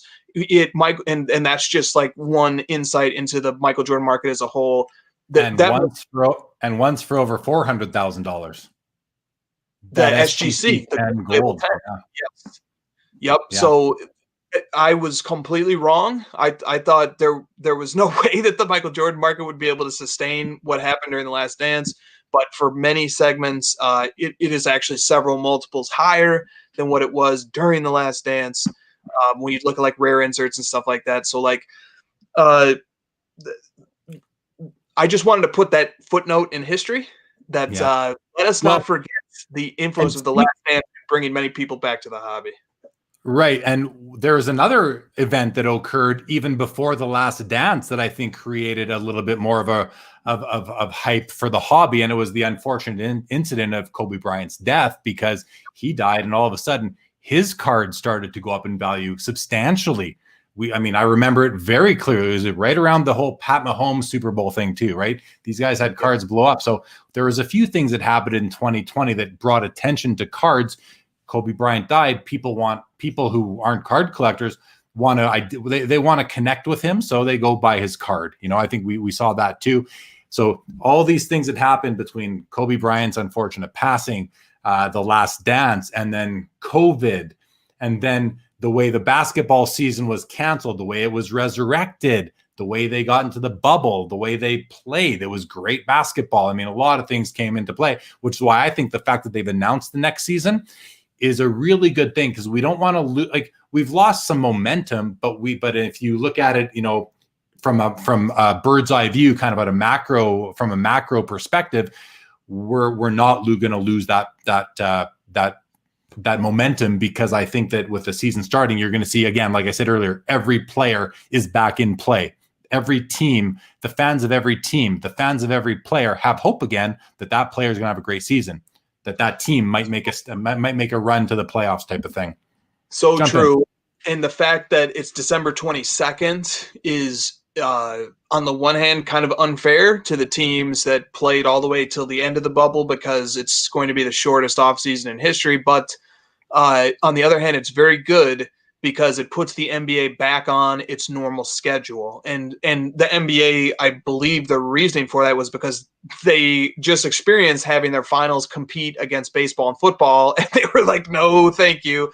We'll take May and June and let that be just dedicated to our finals. I think they are accelerating the season. It's going to be a shortened season of 72 games. And by the way, like this is tentative still. Like it's a very high likelihood of happening because the players agreed on the December 22nd start date, but they still have to negotiate parts of the CBA. But assuming that it does start on December 22nd, which looks like it will, and then the season will wrap up in early summer, which it looks like it will, that will put the NBA back on its normal schedule, which is good for the hobby, because then we don't have to throw out history. We can now once more look to history. And like Rodman had a very insightful comment to when he said, this might be the first December ever where we don't see a dip in basketball cards. And that's for a number of reasons. December is a holiday buying time. And so one of the theories is sports card money gets allocated away during December. Another reason is that the NBA season starts to enter into a slight lull as we sort of get to the dog days of the season. And then also huge NBA product, Prism, comes out in late November or early December. And so a lot of money that might otherwise go to singles is going to wax. So like there's lots of factors that contribute to the December dip. None of them, with the exception of it being holiday spending season, will be present this year. So it's going to be very difficult to like rely on history to try and anticipate what's going to happen this December. But after this December, we will be able to, I think, rely on historical patterns once more as the NBA season gets back on schedule. Yeah, no, it makes good sense. The one thing I'll say about the teams that played to the end of the bubble is that these are elite athletes. I have to think that a couple months off is enough time for their bodies to recover and get back out there. So I'm not feeling bad for these guys at all. I think if anyone can do it, it's them. Okay, let's get to some comments because we've had a bunch come in. I want to mention also with respect to the Sport Card Expo coming up, episode 57 of this show, I had both the principals of the expo on the show, kind of talking about it. So if anyone's interested, episode number 57 of Sports Cards Live was with Steve Menzie and Mitch Adelstein. Mitch owns the Chicago Spectacular. Steve owns the Sport Card Expo, which is out of Toronto, and they were both my guests. And we talked all about the upcoming show. So if you want more information, do feel free to check that out. Okay, Amish Dave Archer and Carlos are planning a 2-day marathon stream. I think that's a joke, but I think now you guys have to do it. Okay, and I look forward to kind of signing in and out of it as you're going through it. Steve Elmore says, Chris, really enjoy the crossover. Great podcast, my friend. Yes, definitely entertaining show for sure. Footy Cards, welcome to the show, says, good day, boys. The Chromioptic guy says a big hello to Card Ladder too. Maybe something you know what that means? Great. Well, welcome to the show, Footy. Ricardo, welcome, says, do you think CBC grading will make some inroads in grading? So I haven't heard of CBC grading. Have you heard of that, Chris? Or is he thinking CSG? Or is there a company I'm not even aware of? So the great Frankie 3500 has been informing me on a potential new entrant. I think they're called CGC. And they formerly have specialized in, among other things, comic books. I don't know if that's what you're talking about. Yeah, so that's what I was thinking. So it's actually called CSG, which is a subsidiary, I believe, or a sister co to CGC, which is the comic book grading and gaming card grading business. Ricardo wants to know, and if that's what you're talking about, Ricardo, I think it is. I do think they will make inroads into grading. I certainly do think they will, because they have a brand behind them that's been around for a long time. They're trusted in their niches already, which should transfer to sports cards. And they've recently hired some key graders or grader away from Beckett Grading Services. So I think that they will make inroads, and it might take a couple of years for their values to reflect those that are similar to, say, PSA or BGS, but I think that they will get there. Hockey says, I came back into the hobby in March after a 25-year absence and quickly got caught up in hype YouTube content and wasted a lot of money. By June, my game improved. See, there's an example of what we were talking about, Chris. It's good to know that someone out there is kind of, being able to navigate all the, I don't want to call it noise, because it's not noise, all the information and all the content and all the cards to find your way. That's impressive. So good for you, Hockey 99. Vegas Finds 777. Good evening, folks. Good evening to you. And guys, this is funny because I almost want to make a special shout out for Vegas Finds 777 because I watch a lot of content. I enjoy it. But his show, when I first saw it, I got to admit, if you're watching right now, I was like, I don't know about this guy. But then I watched a couple more and I'm like, this is like my favorite channel on YouTube right now. This guy delivers it's hilarious and it's thoughtful, and he's no dummy by any means. And I don't mean to imply he would be. Check out the channel, Vegas Finds 777. Like I said, one of my favorites, very entertaining. The guy's hilarious. Just hilarious. I can't wait to meet him in person. Chris, you're taking some notes. I'm going to keep blowing through a few more of these comments, all right? Sure. Take those notes. Take those notes. I like this. Chris needs to stop acting like he's not a celebrity. Way too humble. What a turnoff. His humility is what endears us to him, I have to say. When Chris starts getting groupies, then he has become a celebrity. Very fair. Very fair. Okay. I'm just going to scan these quickly, guys, and then we'll get to Chris's comments because I know he has much more to say. Well said, Chris. Basketball collectors and the market in general, just a second to cool down a bit. Exactly. A second it's almost like take a break, everybody. Right now we can do that. Take a break, but get ready, because as soon as that next basketball season, once the sports networks start talking about it and we start seeing the headlines for the upcoming season, the hype's going to start up again. It will start up again. If you guys have $500 to spend on a card, what would you guys buy? Ruben the Card Collector Sanchez wants to know. I'll leave that to everybody in the comments because that could be a whole episode for sure. I see we do have some comments already, so thanks for guys that are getting in there as well. Here's another comment from Hockey. The Jack of All Trades documentary got me back into the hobby. Sports Cards Live should get Stu Stone on his show. So the Jack of All Trades is on Netflix, I believe, and it's focused around a guy whose father was like one of the biggest card shop owners in Toronto. And I've watched it. It's an interesting documentary. Some people may be disappointed because it almost takes on more of a family type of angle versus sports card angle, but still an interesting documentary. And there's footage from card shows in it, which is pretty cool. Adam D says, Chris, can you talk about the strategy of collecting rare cards? Do you hunt a specific card, or do you have a running list and pick up what you can when it becomes available? It's an interesting question, Chris. I know this could take a while to answer. We've got like probably 30 more comments for me to look through here. So can you I'm sorry I keep asking you, but see if you can make this one concise.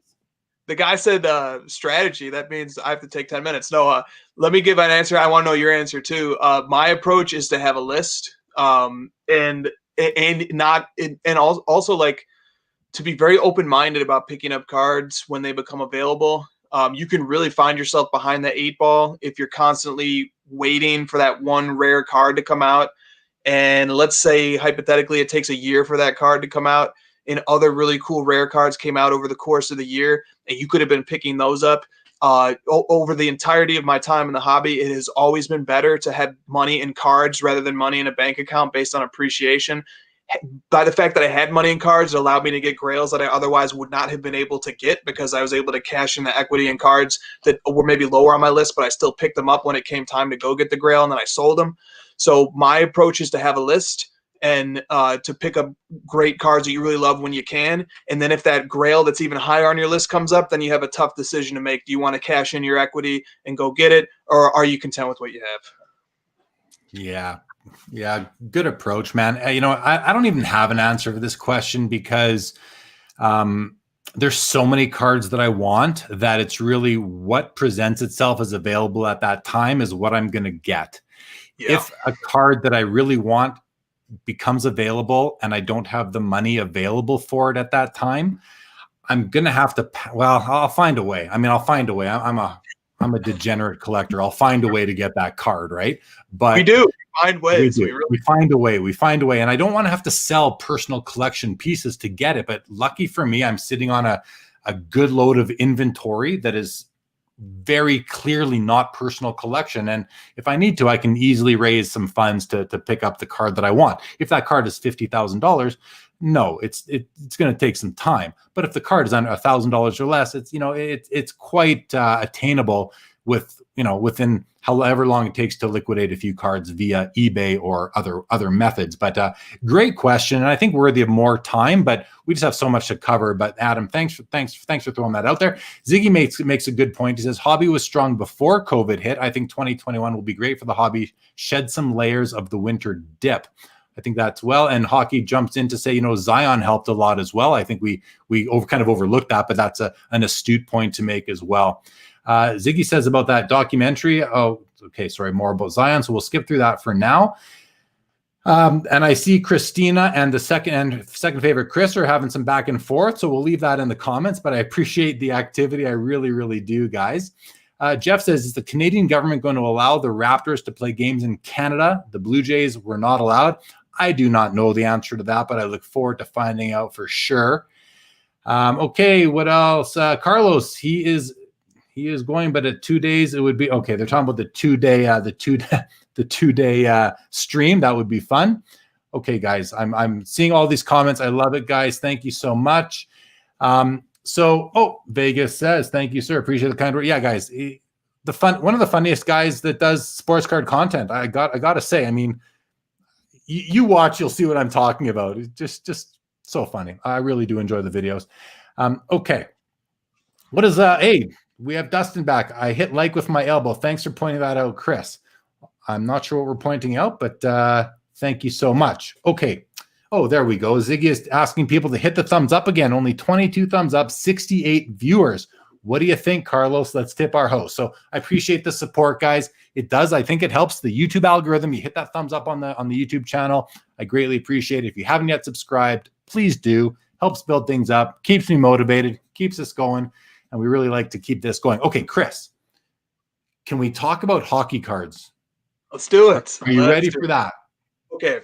So you and I were chatting on the phone earlier, and I said I would love to get your take on what I have seen happen in the small sampling of the vintage hockey market that we're tracking on Card Ladder.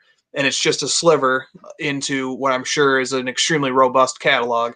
But some of the stuff that I see that has been selling over the last few months, and it's maybe the only segment of the market, and we have many segments, it's the only segment that has not retreated, but just continues to go up, is vintage hockey.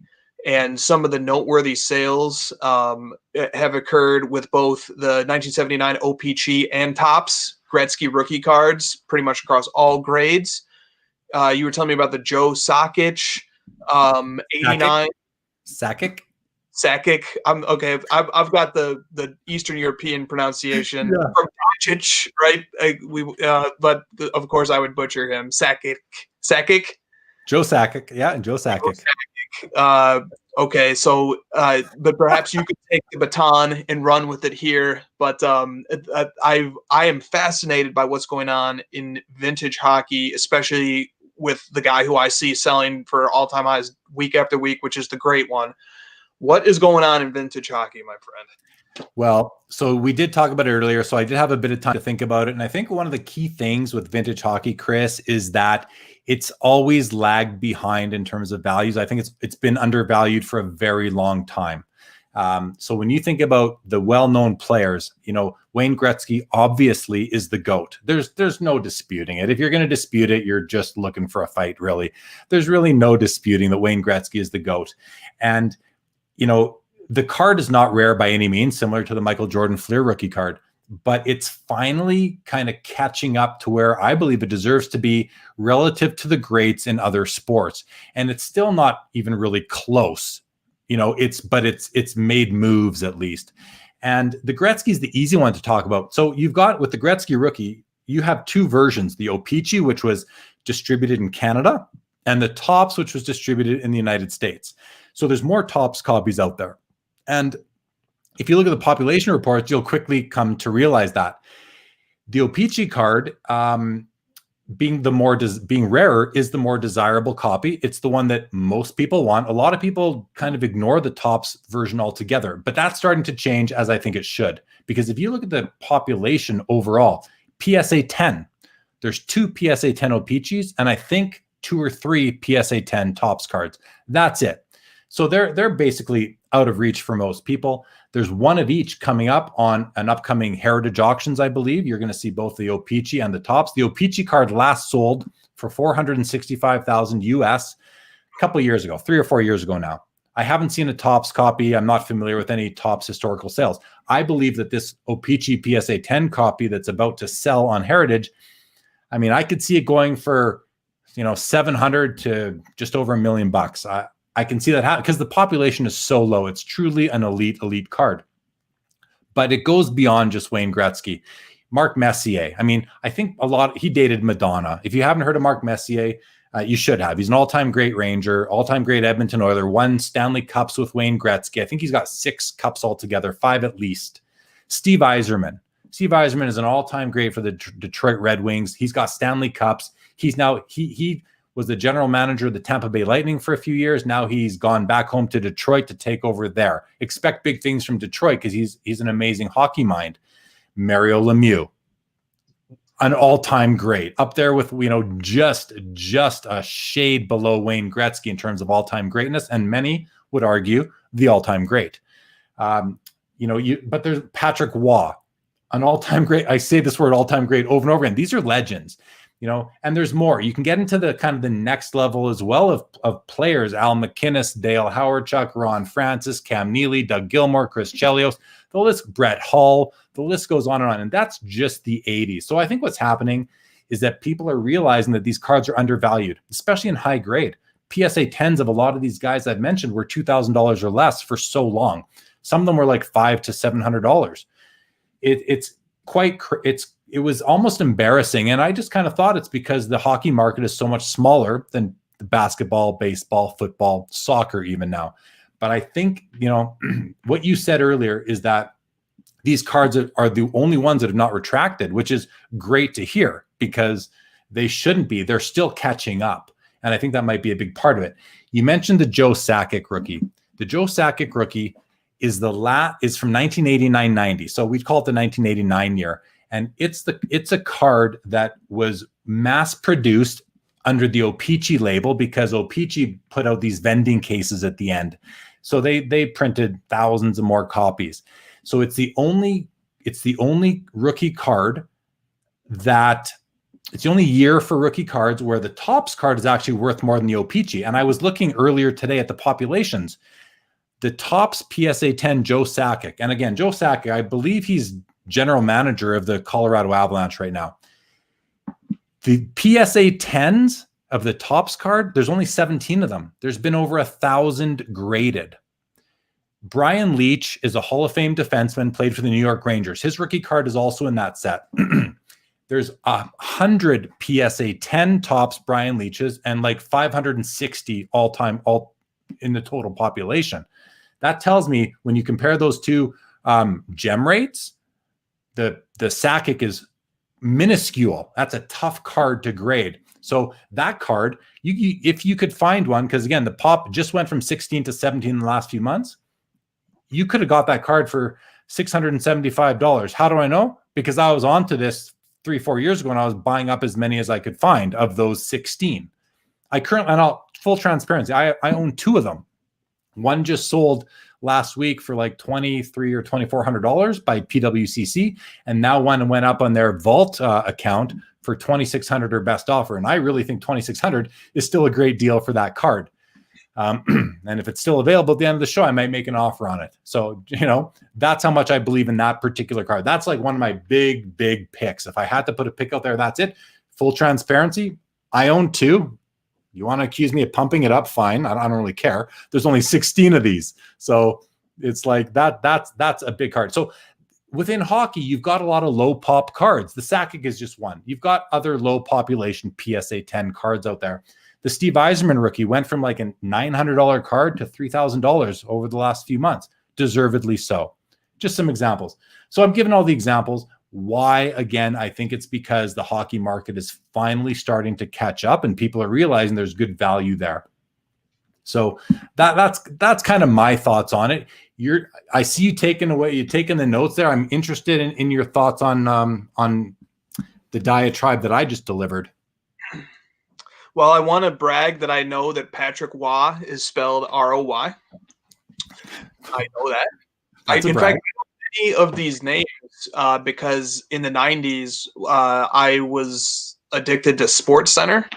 And Chris Chelios, a lot of these names you mentioned, Mark Messier, Brett Hull, like those guys, I know who they are. And I'm not a hockey spectator. The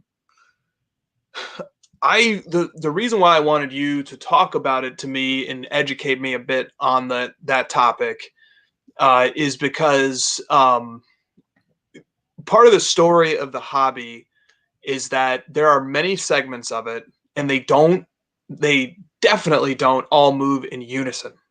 So when one set area of the market is going crazy, another might be in a lull or vice versa.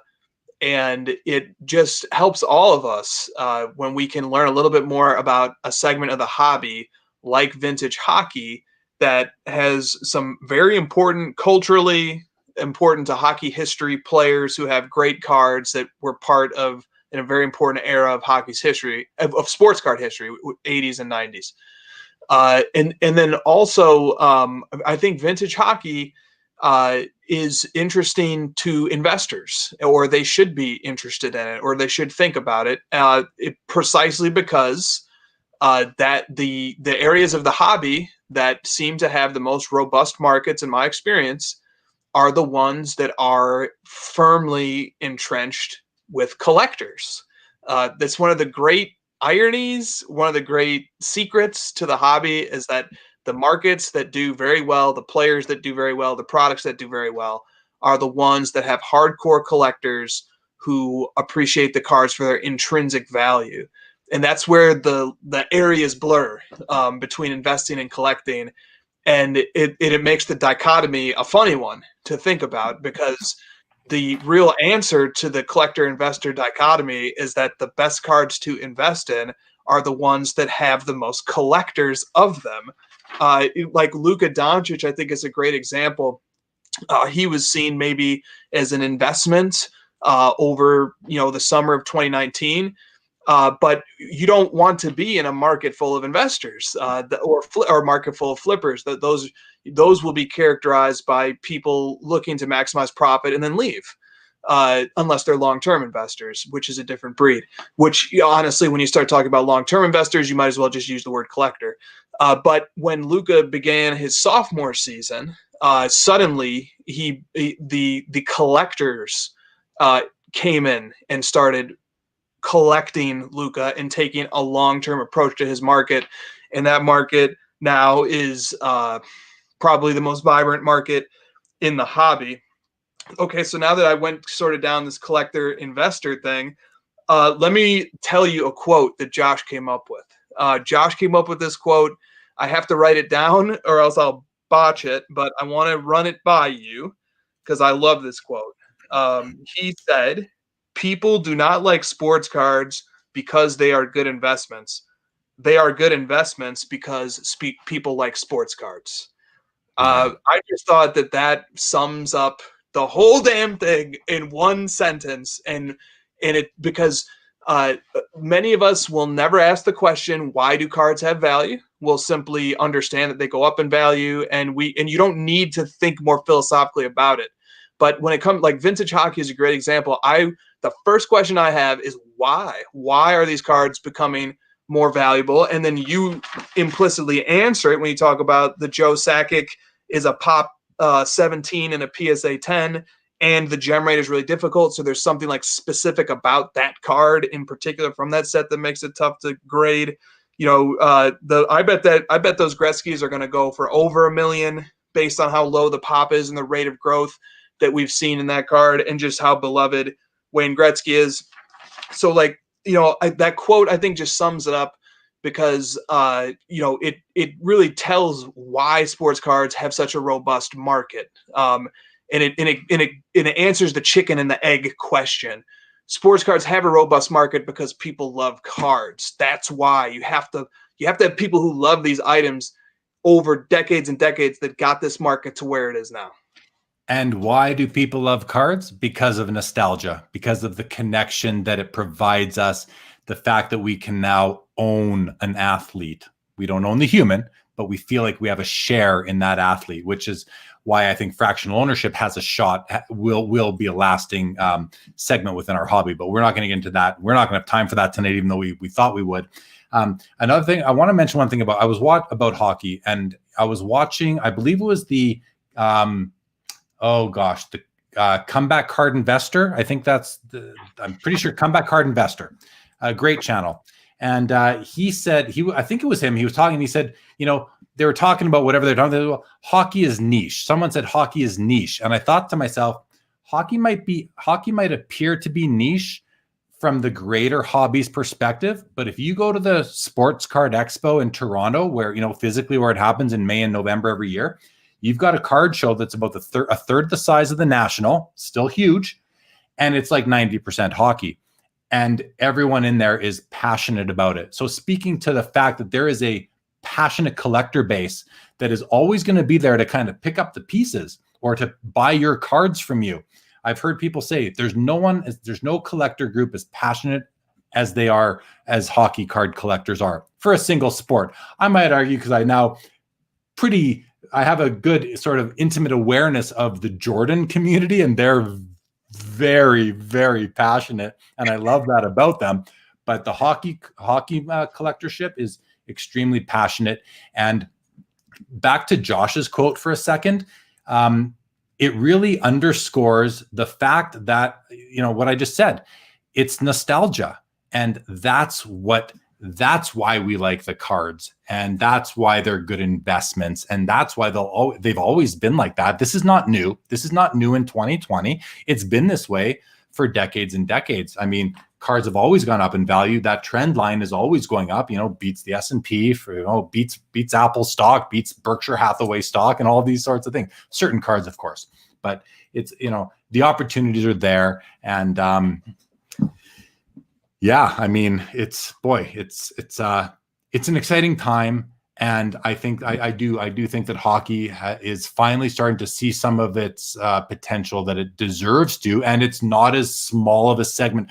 When eBay told us during the industry summit that for the first time ever, soccer became the fourth most transacted sport on eBay, so usurping hockey from that position, I was actually pretty surprised. And I don't think that's going to last. I think soccer is. And I know, with apologies to soccer collectors, because I respect the sport, I think it may be more trendy right now to collect soccer cards than hockey. Hockey's been there forever. It's never going away.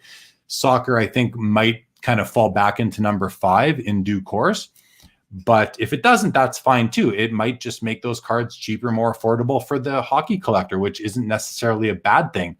Although I'd prefer to see my cards continue to go up in value as they have been, but that's selfish, and I'm willing to spread the good word out to everybody. So, okay, there's a comment here. Adam says, "Swaggy J," I think he's referring to me there. Let's see that Josh Allen card. So I'll show it to you guys today or right now. I did do a separate video for this. My only and first ever non-live videos on the channel from this morning, because I cracked open my Beckett Industry Summit swag box, and the logo on Adam's comment there was this Josh Allen piece, which, I mean, I think it's absolutely spectacular. Like, it's a one of one. It's the brand is just 2020 Panini. It's the full logo. Like, and Josh Allen is like a big deal right now. I'm not a big NFL follower, but I've heard of Josh Allen and I know about the Buffalo Bills. And I think this is a phenomenal card. I really like it. Yeah. So there you go, Adam. Thanks for letting me show that card again. I'm going to run through some comments, Chris, and then we can start to wrap up. So I'm going to run through these comments, everybody. I'm back. They are almost 18 minutes old, so I apologize for the delay, but we've been chatting if you haven't noticed. So we're going to run through them. If some of them are questions, I'll probably just run by them unless something I do want to address. But let's see. Will basketball cards reach peaks we saw in the bubble in 2021? The answer to that is yes, they will eventually get back there. I guarantee that. I'm not saying when, but they will eventually get back there. They always do. George Vezina rookie is undervalued. Jay is referring to the 1911 C55 George Vezina card. It's a tobacco card. And George Vezina is who the best goaltender of the year trophy is named after. The Vezina trophy is awarded to the best goalie every season. He's an absolute legend. I saw Red Horner isn't at all expensive either. Well, that's a pretty obscure player to throw out there. I think Red Horner's rookie card is from the 20s or 30s. But hey, hockey, thanks for throwing it out there. Terry, who is a Wayne Gretzky rookie expert because he owns probably over 100 of them by now, says that the Opichi will break $1 million, just like you said, Chris. And I think he's very right. Hockey 99 says Bobby Orr is greater than Wayne Gretzky is greater than Mario Lemieux. I'd put Bobby Orr on the far right of that. I don't think he's the greatest ever, but I'll admit I never saw him play. He had a very short career. Well, he's great. I just don't think he's got the Wayne Gretzky status. Peter Stastny, the second most points in the 80s. Have you heard of Peter Stastny, Chris? I've not. You haven't. Well, you know what? And I got to scroll way back up here. Hockey 99 is not wrong. Peter Stastny did score the second most points in all of the 80s behind Wayne Gretzky. So an impressive player. One of the first, I think it was from the former Czechoslovakia, came over with his two brothers, Anton and Marian, and they all played for the Quebec Nordiques back in the early 80s. Paul says it's not just the Gretzky rookie. High-grade player card PSA 9s, 82, 83 to 87, 88 are going for $600 to $800. His league leader cards going for over $100. So not just the rookie, but all Gretzky cards have shot up. And that's true because I collect the Gretzky base cards sort of registry thing, and I'm watching those. So definitely. Fleming says pop reports on these modern young guns way too high for me. I'm sticking with legends, i.e. Mario Lemieux. Watch pop reports on the modern stars. I agree with that. We're talking about rarity. We're talking about commodity cards. The one thing about them, though, is that young guns are very popular and hockey collectors want them for their sets, especially those who are not going to be able to afford the Cup or the SP Authentics, where you're getting $1,000 and up for graded copies type of thing. Leach was a great offensive defenseman, sucked in his own end, gets a lot of likes because he was American. Yeah, I can see that for sure. Global Sports Card Investor, good day there to you, you legend. Good to have you here with us. Ziggy has another question, but man, like that's an episode on its own. Where would you draw the line on long-term investor collector? 1 season, 3 season? Yeah, I mean, for me, I draw the line at like 10 years. For me, if you're in this thing long-term, I'm a 10-year guy. But there's kind of a middle ground there. I'd say, 0 to 1 year is short-term for me. And then 10 years plus is long-term. Everything between 1 and 10 years is kind of a gray zone for myself. I like to think we are all hybrids of investors and collectors. I 100% agree with that. 100% agree with that. Dex Flow, this is in fact live. Welcome back to the show. Welcome back. Fleming says, great point on collector versus investor. Same happened to soccer. A bunch of investors jumped in with no understanding of soccer and drove up prices to absurd levels. And now we're seeing where we were with that. Tom Newman affirms, yes, baby, we are live. Yeah, Chris, you guys make bald cool. I might shave my head tomorrow. That'd be too funny. Too funny. That's hilarious. Good stuff. Oh, damn. I thought this was a replay. Nice. Best interviewer in the business. Thank you, Dex. Much appreciated. What else we got here? I want to run through these. I like to get to the end, Chris. I feel like I've accomplished something when we get to the end. Wait until people start getting Jeremy and Chris tattoos. Oh my gosh. Please no. Please no. Sports card, sports at Ziggy. If I had unlimited funds, I would be a collector only. Yeah, that would be nice for sure. Fleming says, yes, that was all investors and hype and virtually no collectors. I now think the market is stable and will grow with collectors. It just got out of hand. So I think you're talking about soccer. I think what we're talking about here is a stabilization. We're seeing the volatility. We're seeing the craziness of a ripe market, similar to what we've seen in Pokemon over the last month or so. Things have gone so crazy. How can they possibly sustain? And while we'd like to hope that they could, we maybe think they will, they won't, and they don't. And then they stabilize. And that's, I think, what we're somewhat seeing in basketball right now. The Luka example, $50 to $2,000 down to $1,200, $1,300, maybe where it should be. Once I shave my head, I'll do it. Probably just get a tattoo of Chris's face on my face. Oh my gosh. Wow. The first time, Chris, you bring some of these comments to my show. I've never seen comments like this. Do not blame this on me. No, I shouldn't. I might, but I shouldn't. The real hockey collectors are a unique breed unto their own. Speculators from other sports are finally giving it due respect. Yeah, perhaps that's what's happening. Yeah, Ziggy, this card is game worn, 1 of 1, full logo. I love the card. I have no clue what it would be worth. If anyone has any estimates for me on what this Josh Allen card might be worth in terms of value, I'd really like to get an idea, because I have no clue. I don't know if it's $100 or $5,000. Not a clue. Deck says, heard when the O-Pee-Chee goes over $1 million, that will bump up all Gretzky grade prices. Good timing for me. Just got a BVG 8 3 days ago. Congratulations on the 8. The BVG 8, great card. Beautiful card. I love the Gretzky rookie, Chris. Talking about tattoos, I've gone down the road of thinking about getting another tattoo. And if I do, I've looked into a Gretzky rookie card. I'm a Calgary Flames fan, so I don't know how I could put the Edmonton Oilers on my body permanently, but I might be able to make an exception for what I deem to be the most important hockey card there is. Gretzky cast a massive shadow over an entire decade, and that's an astute point by Chris. He overshadowed everybody else, and it was almost unfair. Chris says, when will Ziggy Palffy PSA 10s be worth big bucks? Jeremy, they will never be, but I'm glad that we got to weave Ziggy Palffy into this episode. Chris, that's just an inside joke. We don't need to get into it. And Chris West says, Josh Allen card is worth at least a few hundred Palffy rookies. Okay.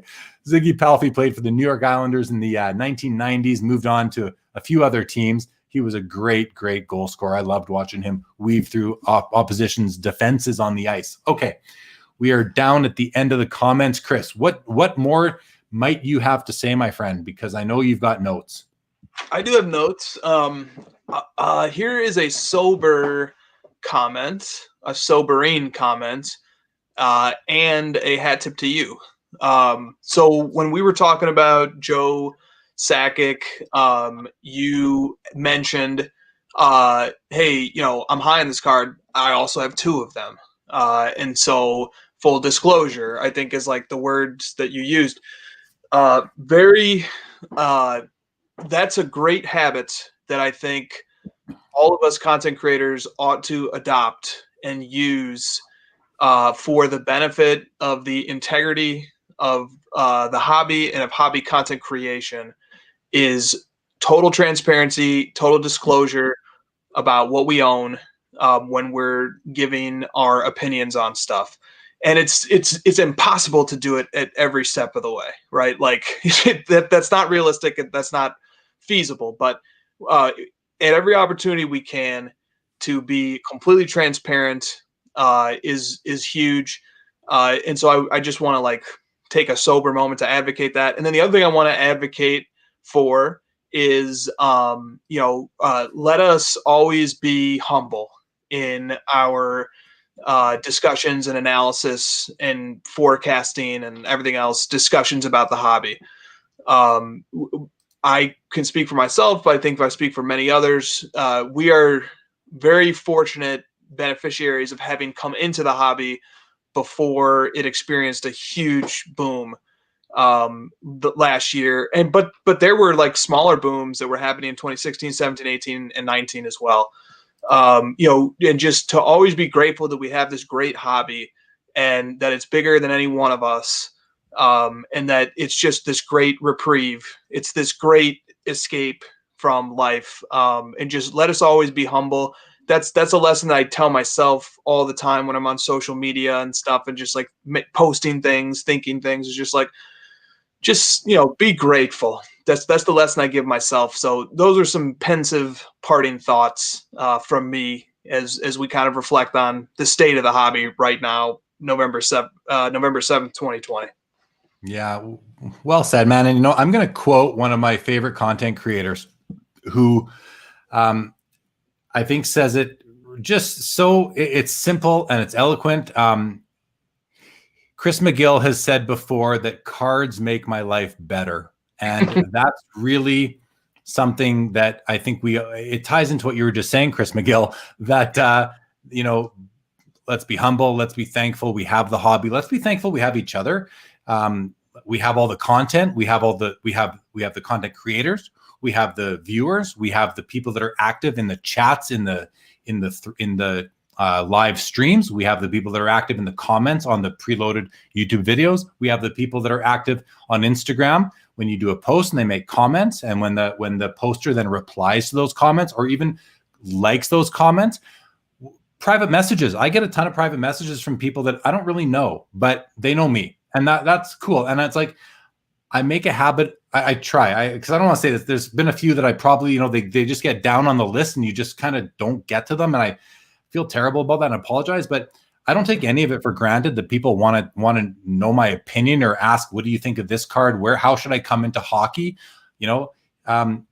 It's just, it's the community is probably my favorite part of it all. When you say, Chris, the cards make my life better, the community, if you're not just talking about, that 2.5 by 3.5 inch piece of cardboard, you're talking about the time you're spending creating content, the time you're spending on your business, the time you're spending, just on Instagram. And I know you spend a lot of time on Instagram, all of it. It's made the hobby so much more than just a collecting pursuit. It's made it a lifestyle. It's almost like we have to. I'm actually going to propose this. It's almost like we have to stop referring to it as the hobby. Let's start referring to it as the lifestyle, because I don't know if you're like me and like Chris, and I'm sure many of you out there are, you spend most of your waking hours thinking about cards, even when you're doing other things, working, spending time with your family. They're always there in the back of your mind. That smartphone with the eBay app and the Instagram app and the YouTube app and all those apps, they're always there ready for you. They're ready for you when you want them. And we're fortunate to have so much technology and so many great people in the hobby sharing this lifestyle with us. Yeah. Well said, okay. bro. Yeah, thank you, man. So we have a few more comments that have straggled through. We're in overtime, which means we've hit the 2-hour mark. So I throw that up there, which might be new to you. I don't know if you've stuck around to the end of an episode lately, but that comes out now. So I'm going to run through a few of these. Carlos loves to poke fun at me. Says the Gretzky rookie card tattoo. That thought process explains pretty much everything. Well, if you guys don't know how into cards I am, that just might give you more affirmation of that. Goes on to say, Chris is completely correct. On a similarly serious note, I must confess I do not own a single 1988 Donruss Greg Jeffries. My hobby life is a lie. I will let myself out. Goodbye, Carlos. Dexflow, I agree. Cards keep people out of trouble, gives you something fun to do instead of something stupid, right? It's true. It keeps you out of trouble. That's it. I remember when I was young, I'd have to come home from the card shop. Literally, when I was in grade school, Chris, I'd take the bus to the LCS. I'm talking the mid 80s. And I'd have to sneak cards into my house so my mother wouldn't know what I spent my money on. It's like, whoa, I was making the best investments anyone that you knew was making back then, right? Yeah, for sure. But we could be doing a lot of other things with our money than buying cards, for sure. Dex says, my PC collection can probably come close to buying a cheap house by now. Yeah, and congratulations to you. Cards are legitimate assets. They really, really are. Ziggy says, not me, barely spend any time in the hobby. I call BS on that, Ziggy. I know you're very active in the hobby. Rodman says, what goes around comes around. We all have to strive to make the hobby a better place for all involved. He goes on to say, I knew this episode would get into overtime. We do have one of the greatest articulators, and I use that word articulators very deliberately when it comes to Chris, because a lot of us can talk. A lot of people can talk, but few articulate. Chris, the fact you've been through law school, it really does shine in your chosen words, the way you deliver your messages. I love listening to you deliver your thoughts. You're very good at it. Chris Noel says, lifestyle, so funny, so true. When I was 8 and did errands with my mom, and she would stop and look at the earrings in the mall, I would always ask, is this like cards to you? That's hilarious. That's great, Chris. Yeah. That's pretty funny. That's pretty funny. And we're at the end of the comments again. That's great, guys. So, all right, man, listen, we're at 2 hours, 7 minutes. We're at the end of the comments. We got to 2, maybe 3 bullets on my 7 bullet point list that we wanted to talk about tonight, which means we're going to have to do this again. Right. I believe that is definitely in order. We will have to do this again. We'll schedule another one for a couple months down the road or so. We'll get you back, and I'll keep this this list of notes, and we'll hammer out the rest of the items if we can. I'm sure there'll be new things to talk about. Dex jumps in quickly, says grading has completely changed the hobby. You see it happening in toys and video games right now also. Some are going for big money, no doubt. And if you want more information on that, check out Dustin's channel, The Personal Finance Dad. He talks a lot about other types of collectibles, mostly cards, but he does touch on other collectibles as well.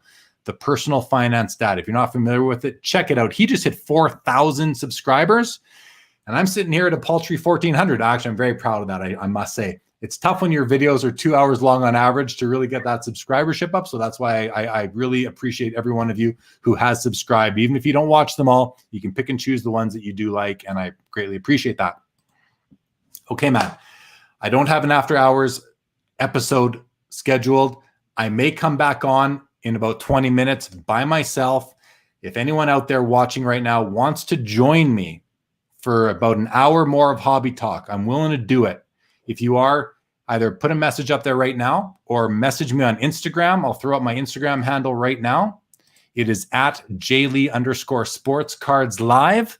Send me a message. And if I don't hear from anybody, again, I may or may not come back in 20 minutes. It just depends what happens after I go do a few things that I got to do after the show, like hit the bathroom. So anyway, Chris, I want to thank you for your time, your insights, your perspectives, your the knowledge you have based on the data that you are privy to. Really, man, like that, it's really great stuff. So thanks for coming on short notice. Again, I greatly appreciate it. Love what you're doing in the hobby, man. Keep it up. I love what you're doing at Card Ladder. I love that your data set is curated to weed out the data points that are not worthy of true data. And I think there's a lot of that goes on. A lot of people try and manipulate the hobby behind the scenes, and to have someone like you out there. And, I'm even going to go as far as saying, if you get it wrong once in a while, if you let the odd one slip through, or you omit one that maybe shouldn't have been omitted, it's going to happen. And that's okay. Don't let that slow you down, because what you're doing is an amazing service to the hobby. And I mean, let's face it, you got Card Ladder you have a free version, you have a paid version, and it's worth the money. If you just think about the hours you're putting in, Chris, you and the research team, and Josh, the coder who created this thing, it seems like out of thin air, the time that you guys have put into this thing, it's worth money. And the curated data set, I think, is something that is unique to you guys. There's other tools out there, other great tools, I'm sure. Great, other wonderful, useful tools.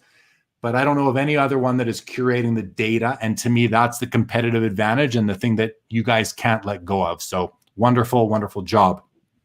Before I let you go, we're going to run through the final comments, and then I am going to let you go, man. I promise you. Paul Cashman, when Chris comes back, we can discuss Bulbo's emergence as a dominant force. Legion, one of my favorite long-term viewers, 6 hands clapping. I'll take it, Legion. I'll take 6 hands clapping. That's a wonderful round of applause. Dave Jones, great show as always. Thanks to you both. Thank you, Dave, for tuning in. Hockey 99, thank you for tuning in. Carlos, what kind of deranged individual would talk about hobby post-midnight? Carlos, you would. Guys, check out the Detective Carlos YouTube channel. Foul 5 Ball, thank you for joining. We'll be here if you come back. I appreciate that. Good to know. Chris Noel, great job. See you soon. Thank you, Chris. Thank you for tuning in. Peter Chow, I'd love to hear Jeremy for after hours about your PSA process and expectations. All right, Peter, we can do it. Chris, we all in Card Church right now. Hallelujah. Great show again. Thank you, Paul. Much appreciated, guys. We are going to let Chris get back to work. He has data to curate, research to be done, Card Ladder's data set to build out and grow, and we should all be thankful for that. So, Chris, thank you again for joining me. Thank you for having me, bro. You are more than welcome, guys. I'm going to throw up Chris's right there. You can follow him on Instagram at Chris_HOJ. I'm guessing most of you already do. Cardladder.com, and on YouTube, House of Jordans. And I'll also mention Cardboard Chronicles for his partner, Josh Johnson, who does the coding at Card Ladder. Check out his YouTube channel as well. It's another one of my inspirations from the beginning of time, Cardboard Chronicles. All right, guys. Foul 5 Ball. Amen. There you go. All right. Chris, wait there for 1 second. Everybody else, good night. If you're going to come back, I will most likely be back in about 18 minutes. So thanks, everyone, for viewing. This has been a lot of fun.